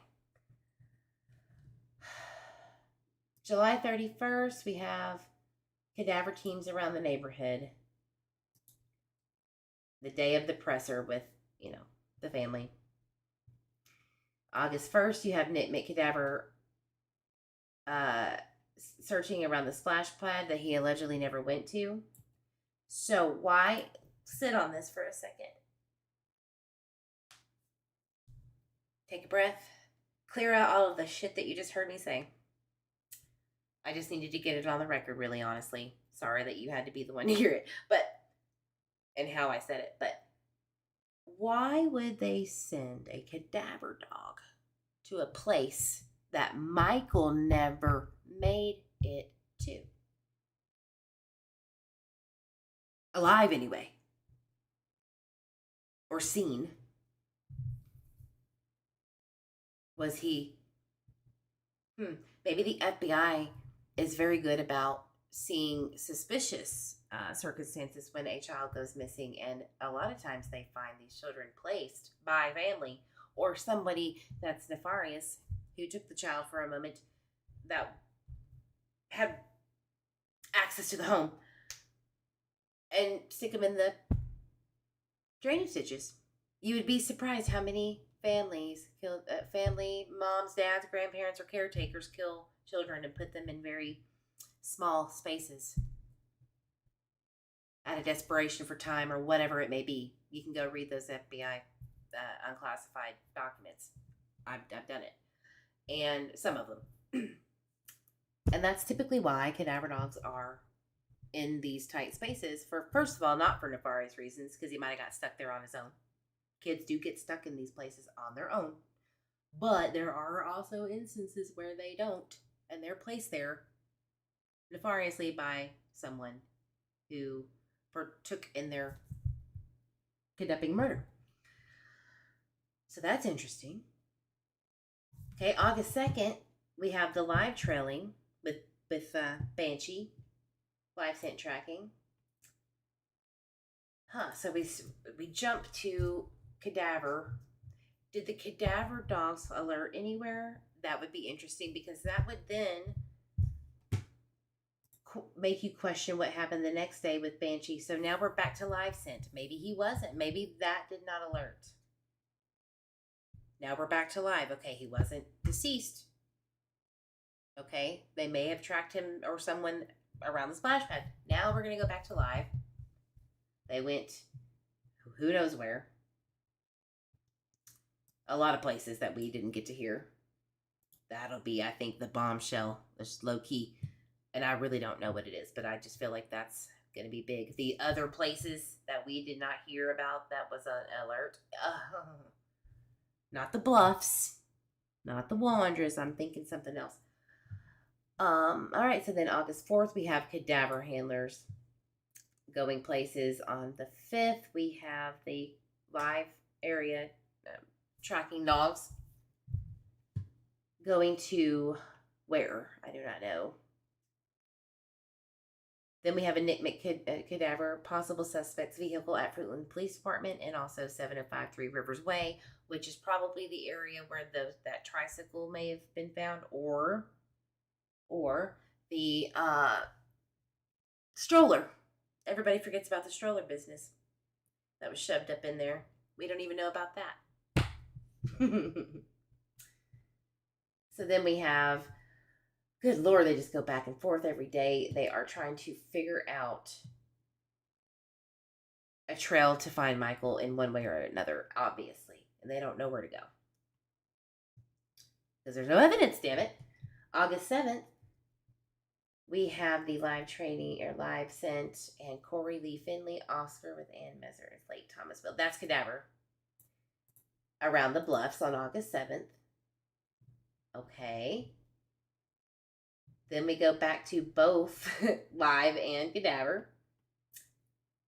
They went around the irrigation ditch near Splash Pad Island on the Ontario side, which hands down that's because of the metadata, no doubt about it. That's cell phone pings. They're going to very specific areas.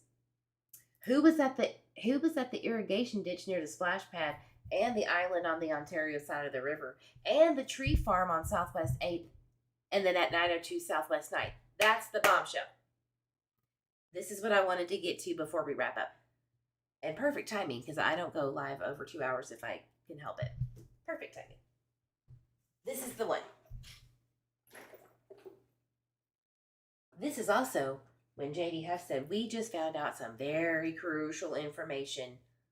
I believe the article was dated August 14th, 2021. Somebody gave information in the neighborhood of Three Rivers Way and Wood Duck. Very crucial information. And I would assume that had everything to do with Walking Man. That's just my opinion, because Walking Man allegedly came out of nowhere and started walking through the that little park area off of, I think, Whitetail and Mallard or something like that.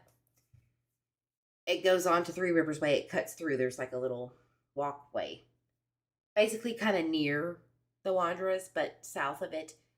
You cut across, and Three Rivers Way is right there. And they're saying that the Walking Man, who they believe to be Brandon and whatever, comes down Three Rivers Way, comes down Southwest 8 to the Splash Pad, goes back up around the trees area, drainage ditch area, never to be seen again. So, guy on the camera, Walking Man. There was two, mind you. One had been identified. There was one jogging and one not, I guess. That's who they were looking for. Obviously, that's who they were looking for. Or something to point them, right? So the irrigation ditch near the Splash Pad, island on Ontario side of the river, who the hell was ever there? And the tree farm on Southwest 8th and 902 Southwest 9th Street. Okay, sorry, Fruitland people, but I have worked so hard on this. A lot of people have done the same. We're going to track that on a map. Absolutely going to track that on a map, because I do feel like this is very, very, very important. And this would be, if they followed that more, that would have been it. That would have been the answer. So let's look here. 902 Southwest 9th Street in Fruitland. Where'd that be? On the corner. Of course. These people are not suspects. Do not contact them. Do not reach out to them. Leave them alone. This is an active investigation. Stop it. We're just looking at what the information has given us. So, okay, we have the corner right here. Interesting. where the field, it dumps out into the field. Very interesting. Okay, let's go back again. We're going backwards here. 902 to the tree farm. The tree farm would be, let's scroll out here. This. No, you're not going to let them know it. Don't track me, Google, even though you already have. So we go from here to, let's say,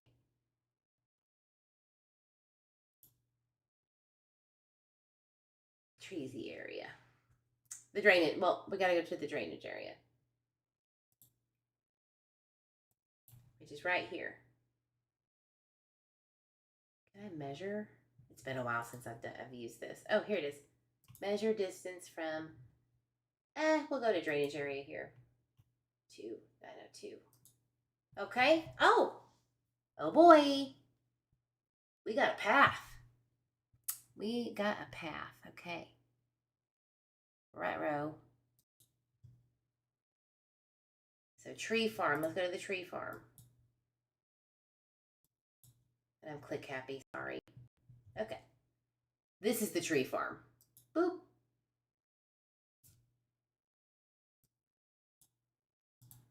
Okay. Because we don't know in succession how this person got to where they are. Cool. All right. What else? Oh, yes. The island on the Ontario side. Was that it? Okay. So I would assume they're talking about, excuse me, maybe here, East Island Road. Let's just assume. Oh, actually, let's assume it's on the other side of the Welcome to Idaho sign. Because that looks like a shady-ass road to go take if you want to do something nefarious. Okay. Who in their right mind would abduct Michael, let's say, and ping pong all around this and go into the Treasy area? How the hell did they swim over to the other side of the river? I doubt it, without somebody saying, who the fuck's that? Who is this person? Who is this? Interesting, okay. I don't know. Did they come back? Or were they gone forever? Where did they originally come from? How are you going to know that without metadata? Maybe the metadata shows that. Who knows?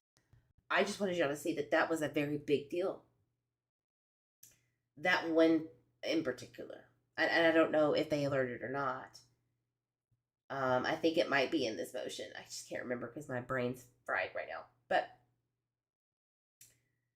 then, let's say the next day, you have the same cadaver dog handler and one live, or maybe two. Go back to 32 North Oregon. Okay.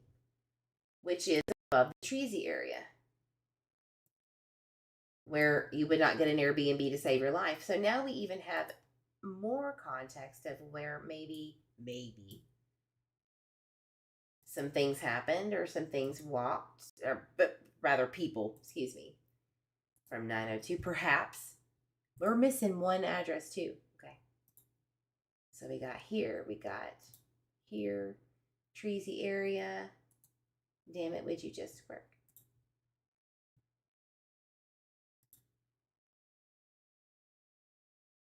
And then we have that. Then we have up here. Oh boy. All the way to the shady part of the Fruitland by the river. Okay, so you have this very odd path. Looks like somebody came from the neighborhood that could have seen Michael and had access and knew how to get through all of these places. These places you wouldn't just be a creeper out of like a truck driver who didn't know this area and know where to go up to Nevada. That would not be something you would know unless you were from there. Yes, I can zoom in. I'm sorry. So let's slow it down. You have 902 right here. They sniffed a drainage ditch area, which would be behind Agile Homes. You have the Treasy area, up Nevada to Oregon. Here's the trail. Michael's home is right here in the blue. I know it's hard to see. But you have Michael's house here. And then this scent, this is all alleged. But it makes so much sense to me, I tell you what. Because there was somebody that admitted to being in the Treasy area, of all people. And if you don't know, that's terrible. You should. Back to the Treasy area to north, that's where the Snake River is it not? You have the bicycle of some kind that allegedly Michael was seen on back here in the back.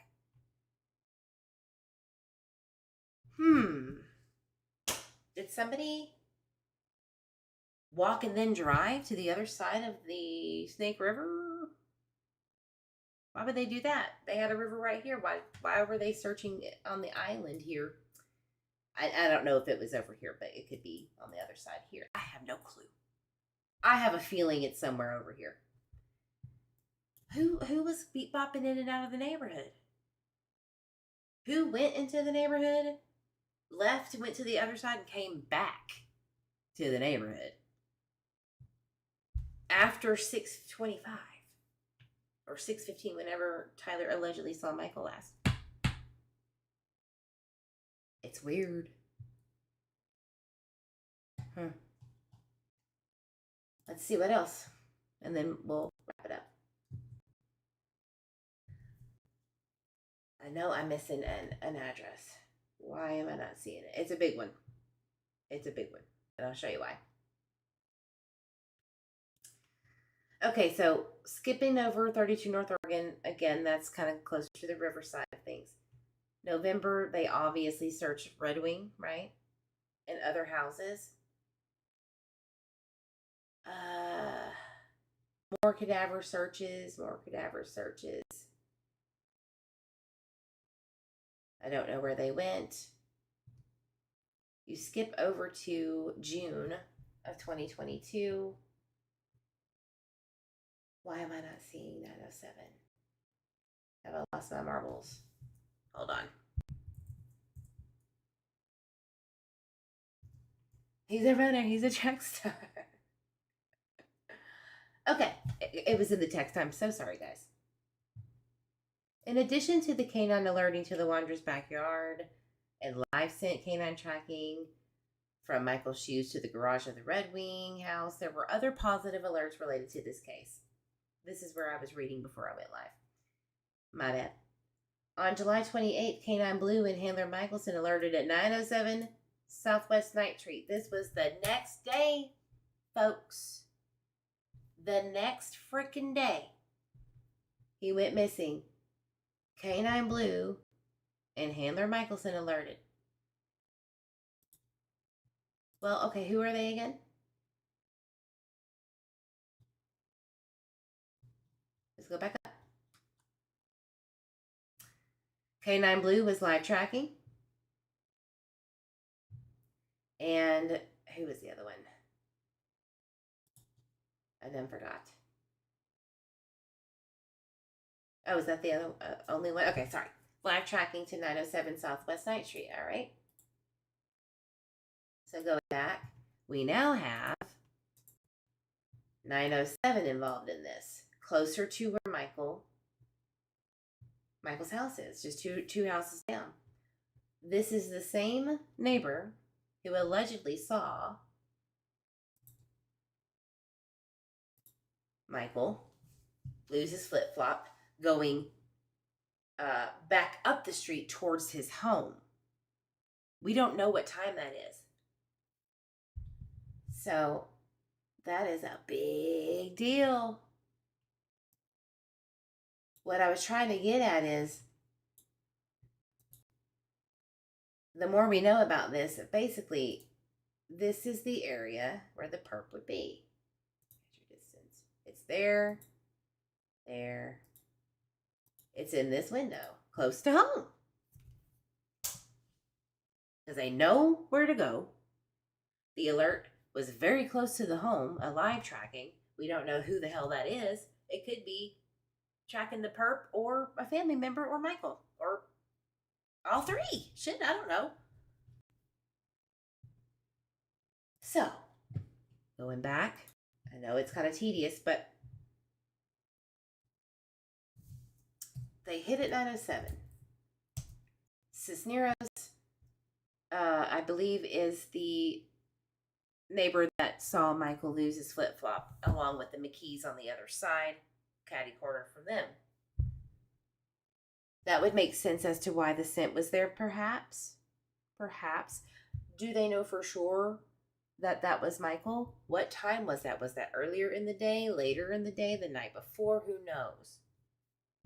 I would be very interested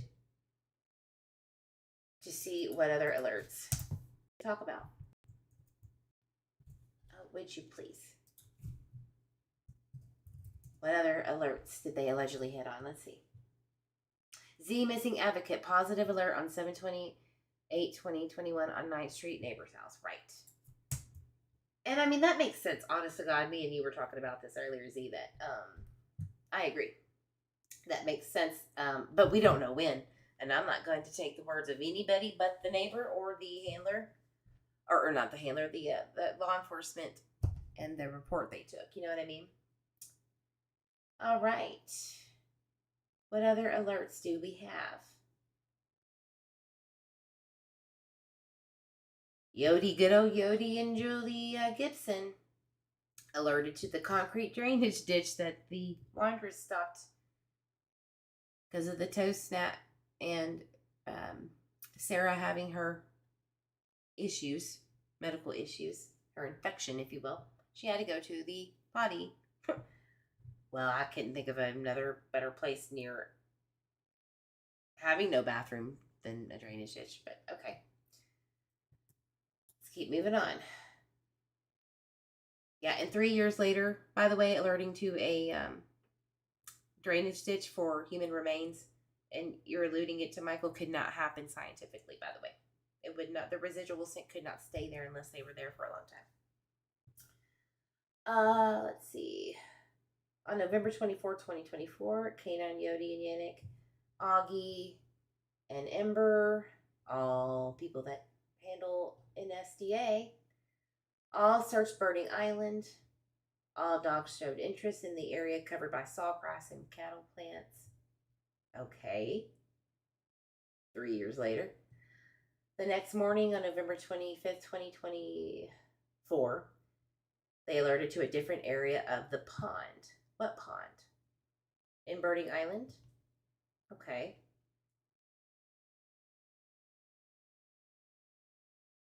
Very interesting.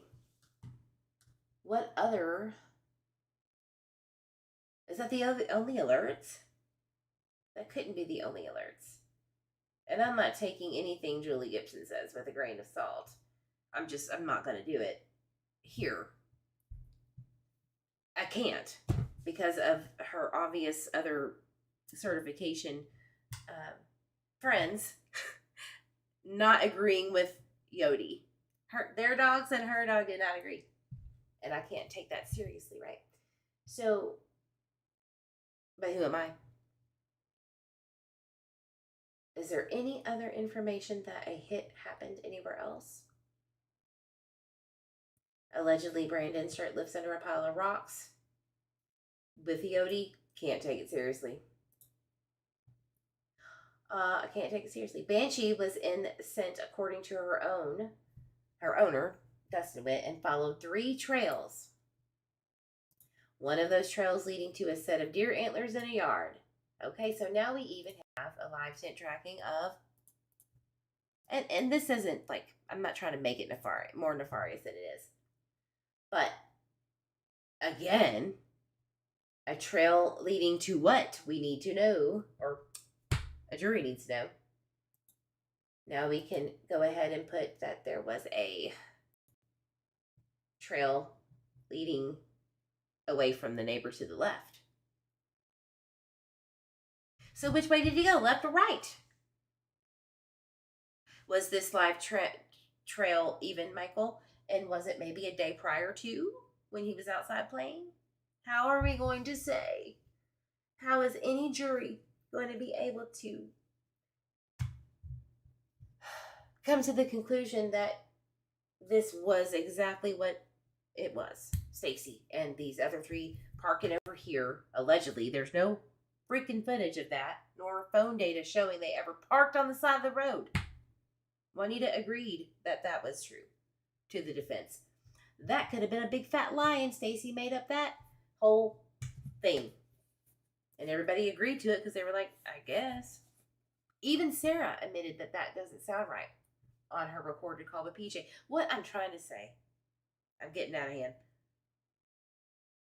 How are you going to prove it? Can't. You couldn't, even if you maybe had DNA evidence somewhere. You'd have to have the full body. They don't have that.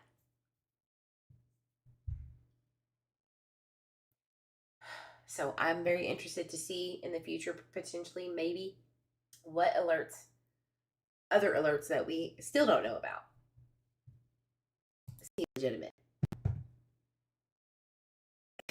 And if it's from Yodi, Nody. If it's from Yodi, Nody. No offense, you cute Jack Russell Terrier. I just don't trust who's handling you. I don't.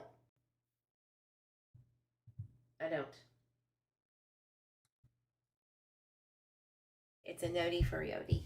Poor thing. He's just trying to be a cutie. Or she. Where's the next trail? We got to get through the trails because I forgot about this. I'm so sorry. So again, one of the trails leading to a set of deer antlers in the yard. One of the trails leading to the edge of the bluff area. Oh yeah, I forgot. Squirrel. Let's go to the bluff area. The bluffs. So now we have that involved in the mix.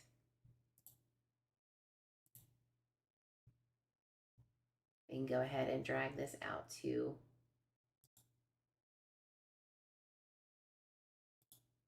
this area. Oh, it's somebody in the neighborhood. It's gotta be. It's looking very sus. They know where the bluff area is, which looks like at first you could jump off of it and crack your neck. So you would have to be proficient in knowing that area and knowing how to maneuver a bicycle. You would have to know how to maneuver a potential stroller that they found back there. Could be somebody else's, but allegedly that was hit on. Who knows? I don't know. It's somebody close. I don't see a 508-pound Sarah or Stacey Wondra doing any of these movements. What about you? I highly doubt Brandon and Adrian, who is not from this area, is not somebody who, from my knowledge, ran the streets back in the bluffs and to the drainage area. And I was told personally, quote, Brandon, I've never been back there or knew about that in my life. We're going to take his word for it right now. Unless there's metadata to prove otherwise. I believe him. He's not even from Fruitland. He only went there to get his car fixed from Shady Starkey and ride some taxi and get some dough from time to time to prevent him from going back to jail for a probation violation, not having a job. Let's just call it for what it is. That's what it is.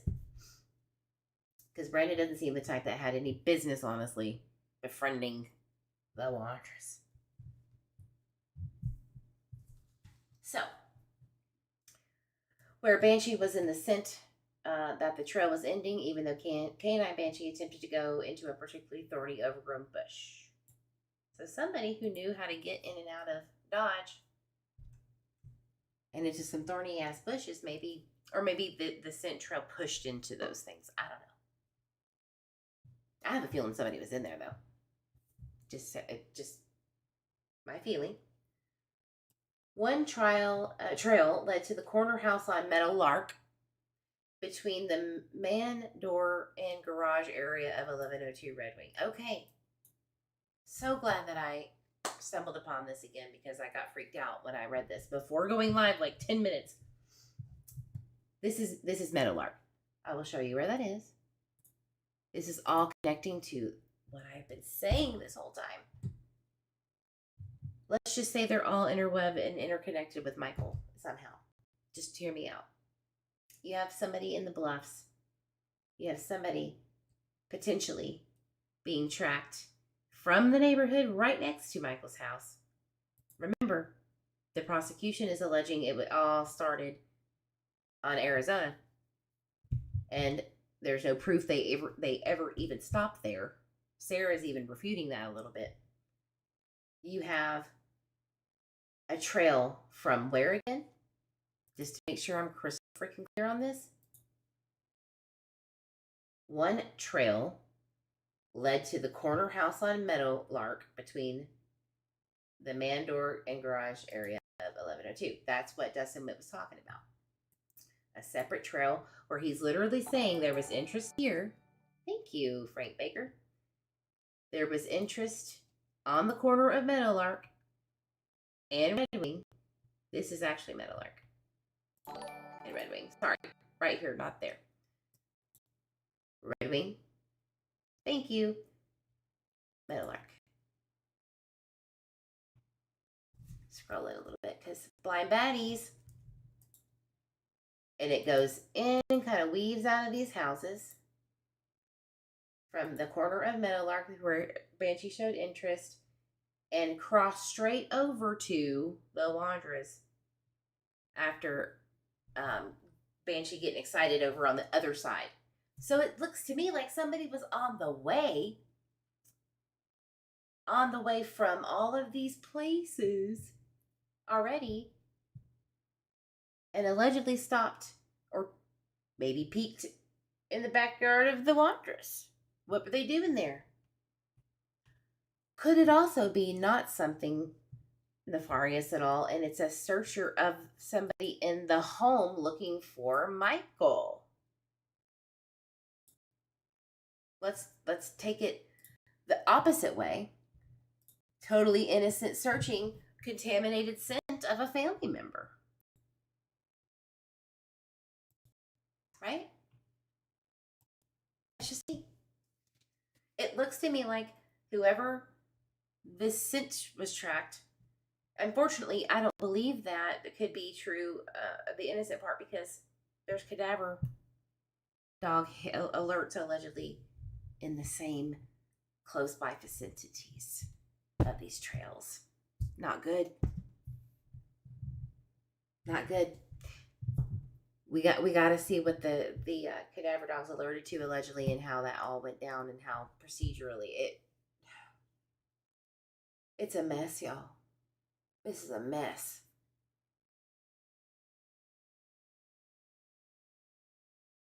It's very scary. And again,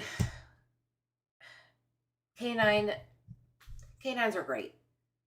I know that they have the ability to track live scent very well. Live scent. When you know that the item being used to track them has been used recently by someone and also not contaminated by too many other people or things, environmental things. The cadaver, it's hard. It's hard to really believe without a body being found and no evidence being found that you could take it seriously.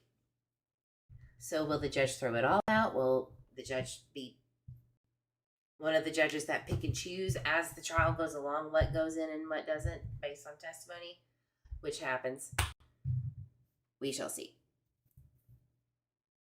I heard that this judge was a fair judge, Judge Whiting, and I trust that I'll make the good call, right? But if I could make a decision,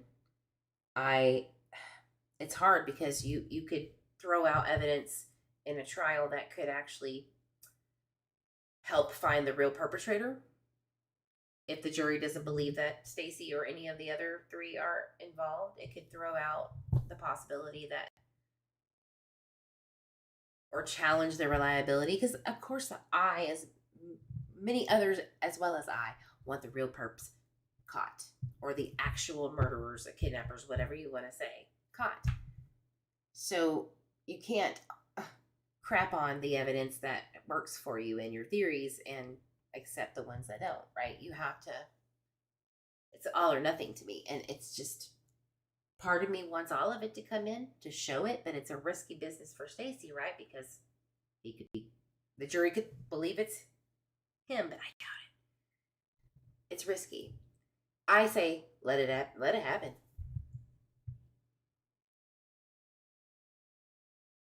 How are they going to spin this, honestly?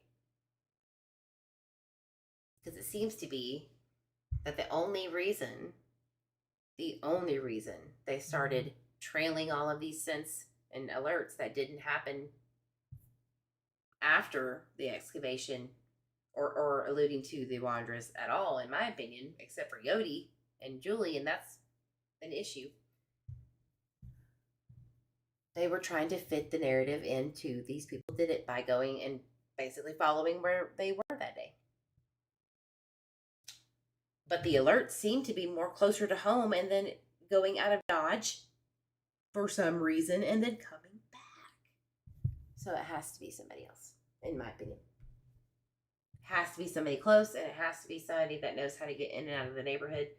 The Wondras moved in 2016 or 18. I don't think that they would be the type to go meandering in the bluffs. I don't think that they would be the type of people to go behind drainage ditches. Who the hell am I, though? I don't know. This is a messy one. Ugh. It's a lot. How do you know what's true and what's not? Canines can't speak. The handlers can, and they are human and faulty. I would trust the roughs of a dog over the testimony of a handler. No disrespect intended, but I'm serious. I have to see it for myself. Record yourself doing these searches. That's pretty much the only way it should have happened anyway. Brandy's shoes would carry Michael's scent easily, for sure. For sure. She touched the flip-flops he allegedly put on before skedaddling down the road. Right?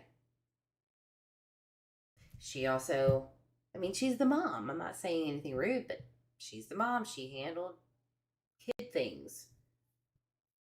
How do we know the scent was Michael? Who are they really tracking? I don't think it's Michael. I don't. Nobody can even place him anywhere, in particularly the last point of being seen. That's why I think the whole bullshit of Dorothy Starkey saying that she saw him on a tricycle across the street. I don't believe it. There's no one else to back that up, first of all. And secondly, it doesn't make any sense. And thirdly, he was on flip-flops, right? The Cisneros lady said flip-flops, and so did the McKees on the other side. Was he pushing that tricycle with flip-flops? That would be a very difficult thing for my ass to do, let alone a 5-year-old who just is learning how to walk in them per Brandy. Nope. I call bullshit. I call bullshit. So, there's something wrong here. And the police, I think, know it. I think Mike Duke knows it. But sometimes elections mean a lot more to some than solving the case the right way, Mr. Duke. By the way, there was a rumor, guys, that the locals that are listening, I heard there was a staff deficiency at the Payette prosecutor's office. I don't know if that's true, but I heard it's very short-staffed. If anybody could get with me and let me know if you've heard anything, that'd be great, so I can clear that rumor up. Chat before we go. Let's just read some comments. I probably missed a lot. I was on a roll. Z907 is also the house with the fun yard. Yeah, with the swing set. Yep. The in-ground trampoline. The one that was always avoided when walking the streets to explain the neighborhood. That was always one that did not get mentioned. You are right, though. Appreciating all of your hard work. Thank you, Julia. All of this is so interesting. I know that I am squirreling all over the place. But I hope that it kind of connected some dots as to the potential or the most likely person of interest being very, very close. It's usually always the case. I agree, but nobody wants to mention going in that direction. Yeah. At the prelim, the 8th Street that goes into the Bluffs. And he passed the haystack. He sure did. He sure did. Did that scent carry over to the other side of the river from someone who was on the actual, just never went over to the other side? Could be. I doubt it. I bet phone ping data would show all of that truth and figure it out. You're welcome. I want this case to be resolved in the right way for Michael only, and I will admit that I don't even know what the right way is, but it ain't these 4 people. It is not these 4 people, or at least 3. That I know. Frank, that's the perpetual issue I have. Why did you just hop in the car and go to the splash pad? What about your own block? That's bothered me too. Always. The neighbors didn't know that he was missing until the search was going. An official search, 7:30 or so. That's alarming. That concrete drainage ditch positive alert is where the Wondras were right when they pulled over because the strap broke. But no evidence was found there. But Yodi keeps hitting on these alerts. Yodi is just like alert happy. And that's why I brought it up, because it's really not about the Wondras being around there. It's Yodi alerting to everywhere they are. But no one else can corroborate that but her. Only her. And it shows the faultiness of Julie, because Julie is the strongest, I guess, testimony in regards to the backyard of Stacey Wondra. Either way, Michael wasn't back there. Obviously, there's no evidence to support that. None. So I think that that's why it's more important than the alleged pulling over and the strap breaking. Because Stacey lies about everything. We know he was there, but he could have just been driving there. What's crazy is when we were adjourned from court, Samantha bolted over to Julie, and I heard her talking about follow me on YouTube. Pretty sure she even said it on one of her orangutan? Ooh. Don't tell me that. You're a witness to collusion? That's not good. Well, Julie might have said, no, thank you. Who knows? But orangutan is very desperate and will do anything and everything to talk to anybody in relation to the Wondras and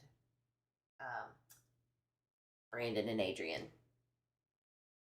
It would not surprise me. It would not surprise me that she would say that.